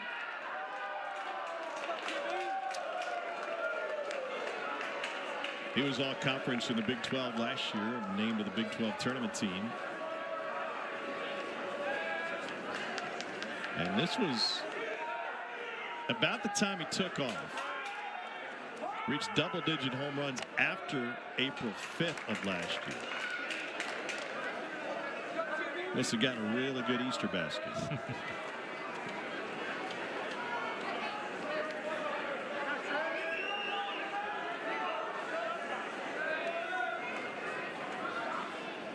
Low and away. 2023 Oklahoma Player of the Year at Fort Cobb Broxton. The senior in high school, he hit .620 and had 42 stolen bases. How many high school games do you think he played to get 42 bags? 25? Well, yeah, and that's what makes you ever hear the numbers from Connor Griffin, the Pirates first-round pick last year? 80-something stolen bases last year. Like sooner or later, you're going to get on behind somebody that just can't run. They get picked off so I can steal second and third home. Coach, we need to clear out this traffic jam. Tell Bubba to get picked off.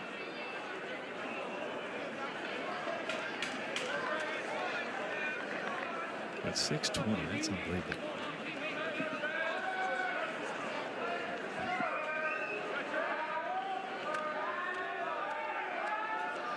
Two one. Outside, 3 balls in a strike.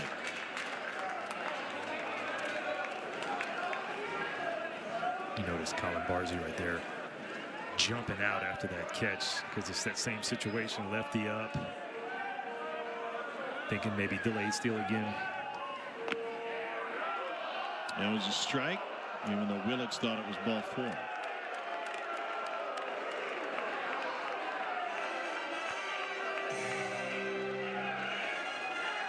They move Brody Johnston to the right of second base, the third baseman in the shift now. Runner on the move, and a sinking line drive to center, gets down, throw bobbled, and no play. R.J. Austin may have had a play at third from that angle. Runners at the corners, still nobody out. Another good job of the lefties. The hands stay in, just shooting that ball the other way. The right pressure, base running speed, making R.J. Austin comes after that ball, bobbles it. That's such a pretty swing, so compact. That's 3 times that the OU base runners that put pressure on the Vanderbilt defense, and the throws haven't been there. They haven't been able to pick them up, and then right there he couldn't make the throw. First offering low with a fastball to Easton Carmichael.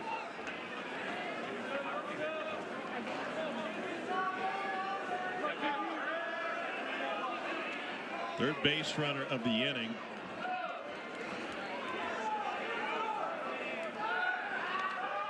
And that means that Todd Butler is just standing over there collecting gear. The Oklahoma first base coach, what do we got? We got shin guards. We got it. He's got his cheaters on. We got arm guards. He's like a yard sale over there. He's like, please give us a pitcher's mound meeting. Someone come over and collect all the gear. He's going to have to start going out there with a backpack. That's one thing I noticed if you ever watch Tennessee. They have like two guys. One guy goes gets the bat. One guy goes picks up the gear from the guy at first base every single time. Saving that first base coach from having to. I want to see him put it all on. Right? Yeah, he could put it on. He could put it on the shins and just start. You've known Todd for a long time. Do you think he's a man purse kind of guy or a fanny pack kind of guy? Yeah, I didn't think so. It would be a backpack. Maybe a camouflage backpack. Yeah. 2-2. Sulphur, Louisiana, Cajun style. Been in the game a long time. Love talking recruiting to him. The calendar is so different now than it used to be. I don't know how that phone he has to walk around with a portable phone charger because he is on that phone all day long. Bird dogging. That one gets to the backstop. Another run will score. A wild pitch charged to Bristow to bring home Gamble. And they weren't paying attention, and neither was I, and Willettson's up at third.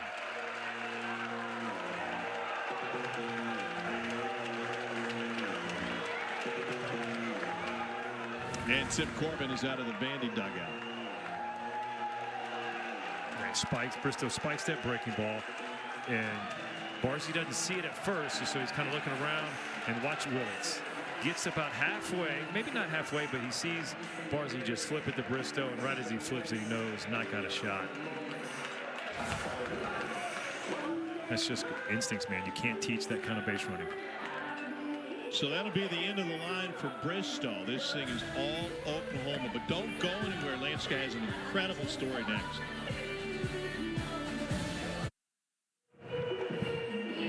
Matthew Shorey is the new pitcher for Vanderbilt. Shorey is a freshman from right there in Nashville. 6'2", 176-pound left-hander.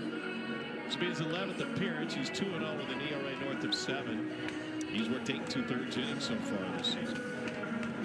Yeah, typical lefty is one of those where you're playing that percentage, trying to bring in faced left-hand hitters. 89 to 91, maybe a tick a little bit more, but mixes in the slider as well as a changeup. The situation where you just kind of come in, just kind of put out the fire. He inherits a 3-2 count on Carmichael. With Christensen on deck. So you had 2 minutes to come up with your best story, and I don't feel like you're really locked and loaded. So I will go back to a story that you told before the game. We had a chat with Tim Corbin. You know, the SEC tournament now with 16 teams on the baseball side has been expanded, and it will include, for the first time, every team in the conference. So as an end result of that, the top 4 seeds don't play until Friday. Single elimination throughout. And one of the things we talked about with Corbs is the fact that the SEC tournament, as it was constituted, infield is in, chopper up the middle, and what a beautiful play on a shorthanded pickup by Vastine. 1 down. Well, the infield staying in with 1 down, I suppose, and Christensen coming up. The beauty of the SEC tournament is also the one thing the coaches didn't like about it, and that's you've got to play, and you got to get in scenarios where you might play guys who haven't played, and specifically pitchers are going to get an opportunity to throw. Maybe it's somebody who hasn't thrown all season or had barely thrown, or they're the midweek starter. But pitching staffs do get taxed, and it's one of the reasons they went away from double elimination. Christensen swings through the 0-1. You had a scenario when you were at Alabama where a guy had barely pitched all year. Yeah, we had a situation freshman year. We finished number 2 in the conference behind Arkansas. They had won the conference by a game. We had swept them, so we felt pretty good. Beautiful pitch right there by Shorey. 2 quick outs, but we got to the point where we faced them in the championship game, and you're down to nobody. We had 4 pitchers who didn't pitch in the conference tournament just because of trying to rest. We were going to be a national seed, so Coach Wells pitched a guy named Jeremy Vaughn. He had an inning and I think an inning and third or an inning and 2/3 all year. He has the ultimate game of his life. Listen, I get chills again. You even saw it's one of my favorite moments of all of college. Everything I got to do is to watch him pitch that game. He goes out there 7 1/3. We begged Coach to let him go back out for the 8th just to come out and get a standing ovation, because it was 19,000 I think might have been still the record in attendance at the Hoover Met. And to see the smile on his face when he walked off, it was one of those things that, I mean, I'll still remember to this day. We talk about it. But yeah, you have to have guys that can step up, and that's the awesome opportunity that you get when the pitching staffs do get taxed. And you're at the end of the year, and a couple guys might be nursing some injuries that you want to rest. You find that diamond in the rough, and he ends up going the next 2 years in the weekend rotation because he saw what he could do. 2-1 to walk. Fouled back. There was Todd Peterson, a pitcher for LSU a handful of years ago. LSU was in an extra inning game down to no bats. Pulmonary said, who here can swing a bat? Peterson says, Coach, I hit a lot in high school, which is a flat out lie. And he ends up rocking an extra base hit. Fake it till you make it. That's Just right. Act like you know what you're doing. Probably only plate appearance of his entire career. To third. And Shorey does his job. Quick work. Very quick. We go to the 9th. Last chance for Vanderbilt. Down 6. Missouri. Well, here's what's coming up for Oklahoma. They rekindle an old Big 8 rivalry when they go to Como next weekend. This is just the SEC games on the calendar. Then you go on the road to number 7, at home against number 6, a Kentucky team you said will probably be ranked by then, if not. And oh, by the way, number 2 Texas to close the season. I love how they put that Texas game the last weekend, their first ever matchup against each other in the SEC. But I mean, when you look at that schedule, you don't see an A&M who was number 1. You don't see a Florida who was top 5 to start the season. You don't see a Tennessee who was top 5 to start the season. You're looking at going, man, we got a shot. We caught a break. And then all of a sudden you go, oh, dang, well, A&M and Florida starting off 1-8. Like, that's what we want to play now. Oh, boy, the scheduling is just tough. Every weekend, 10 weeks, super regional preparation. That is 12 Ks, if my math is correct. Collected by Crossland and hit. And so Michael Catalano, freshman from Frisco, enters. 6-foot right-hander, 2-0 with a 4.70 ERA. Better than a 4-1 strikeout to walk ratio. And the first pitch jumped on by Colin Barzy. And Bartsey, look at that touch pass to Christensen. The throw to second will be late. I always think to be a great fielder, you have to have great anticipation and creativity. And watch Jason. Yeah, this is creativity. If this guy gets thrown out, it would have been like, right, he's got to go play the lottery or something. The only bad part about that is he's left-handed, right? So you flip it to a guy that's left-handed, and Christensen has to turn all the way around. If he was right-handed, he might have a shot. They'll lead off double for Bartsey. And that'll bring Jaden Davis up. I remember talking. We were talking about strikeouts, 12. How about Catalano? He's got 23 punch-outs in 15 innings. He's going to try to rack up, get that number a little bit higher. I thought one of the most creative fielders I saw was Brandon Phillips when he was playing for the Reds. Yep. Did that a lot. He did that all the time. And I talked to him one time about, I don't know how you would describe him. I mean, if you're a simpleton, you might say they were trick plays. tossing to his second baseman, you know, throwing behind his back, all of this stuff. And he said, they're not tricks to me because I practice them. And they're part of my routine to practice it every day. And if your body is turned in a certain direction, well, the best way, the most direct way to get it to the bag to try and turn to is to go behind the back or to do a glove flip. That's fine, as long as you've practiced it. Right, because that becomes the experiences that you have. And so when you see guys take balls off the bat during live batting practice, that's the best way to do that. Touch deep center, walk got turned around, and on the track makes an over-the-shoulder catch. Bartsey tags and moves to third.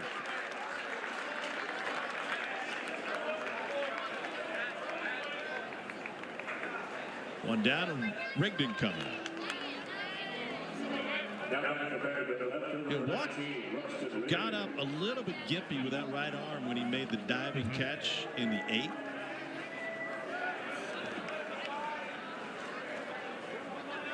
Yeah, he's not feeling right.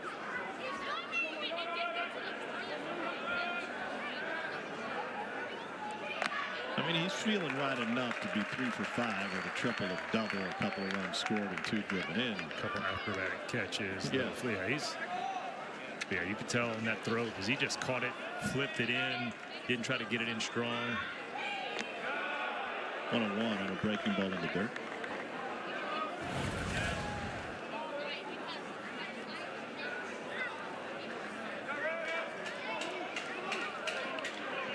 Players will let you know it doesn't feel good. You know, the moment they do it, start to shake it out or go on and rub it.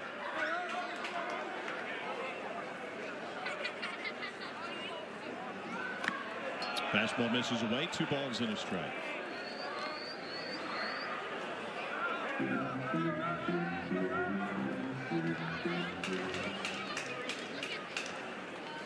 Rigdon singled his first time up. He's 1 for 3 tonight. Seen some lopsided scores in the SEC tonight. What do you make of that? Because it's one thing for everything to get sideways on a Sunday. It's another thing for it to occur on a Friday. This ball's lifted into left field. Gamble on his way over there, makes the catch. Bartsey tags, and he'll come home, make it a 9-4 game. Oklahoma happy to trade it out. Is it a small sample size, or can you read it? Yeah, I'm gonna say it's small sample size for this week, right? Because it's random. You wouldn't expect some of these scores, you know, especially when you look at offenses like Tennessee and Ole Miss. That would be the one you would go, hey, but that's a 3-2 ball game. But the rest of them, you had Arkansas score 13, A&M 17, Auburn put up 8 on LSU, Mississippi State 13 on Bama, and you got 9 over here. So it's a big-time Friday offensive production. Not a good night for the ERAs. Missouri and Florida were rained out. They'll play a doubleheader to close their series tomorrow. That was a Thursday start. 1 ball, 1 strike. I'm just fascinated by this A&M 17-0 victory over South Carolina in a series win. High fly ball, right center field. Christensen underneath, and that will do it. Oklahoma takes game number 1. Their first ever meeting with Vanderbilt here. 9-4 is the final. Crossing the winner. Thompson takes the loss in a game that checks in at 3 hours and 17 minutes. And the Sooners snap a 4-game losing streak. In the process, they end Vanderbilt's 5-game win streak. Much needed win for the Oklahoma Sooners. Kate Crossen, career high 8 Ks. He was the tone setter on Friday night, taking over for Kyson.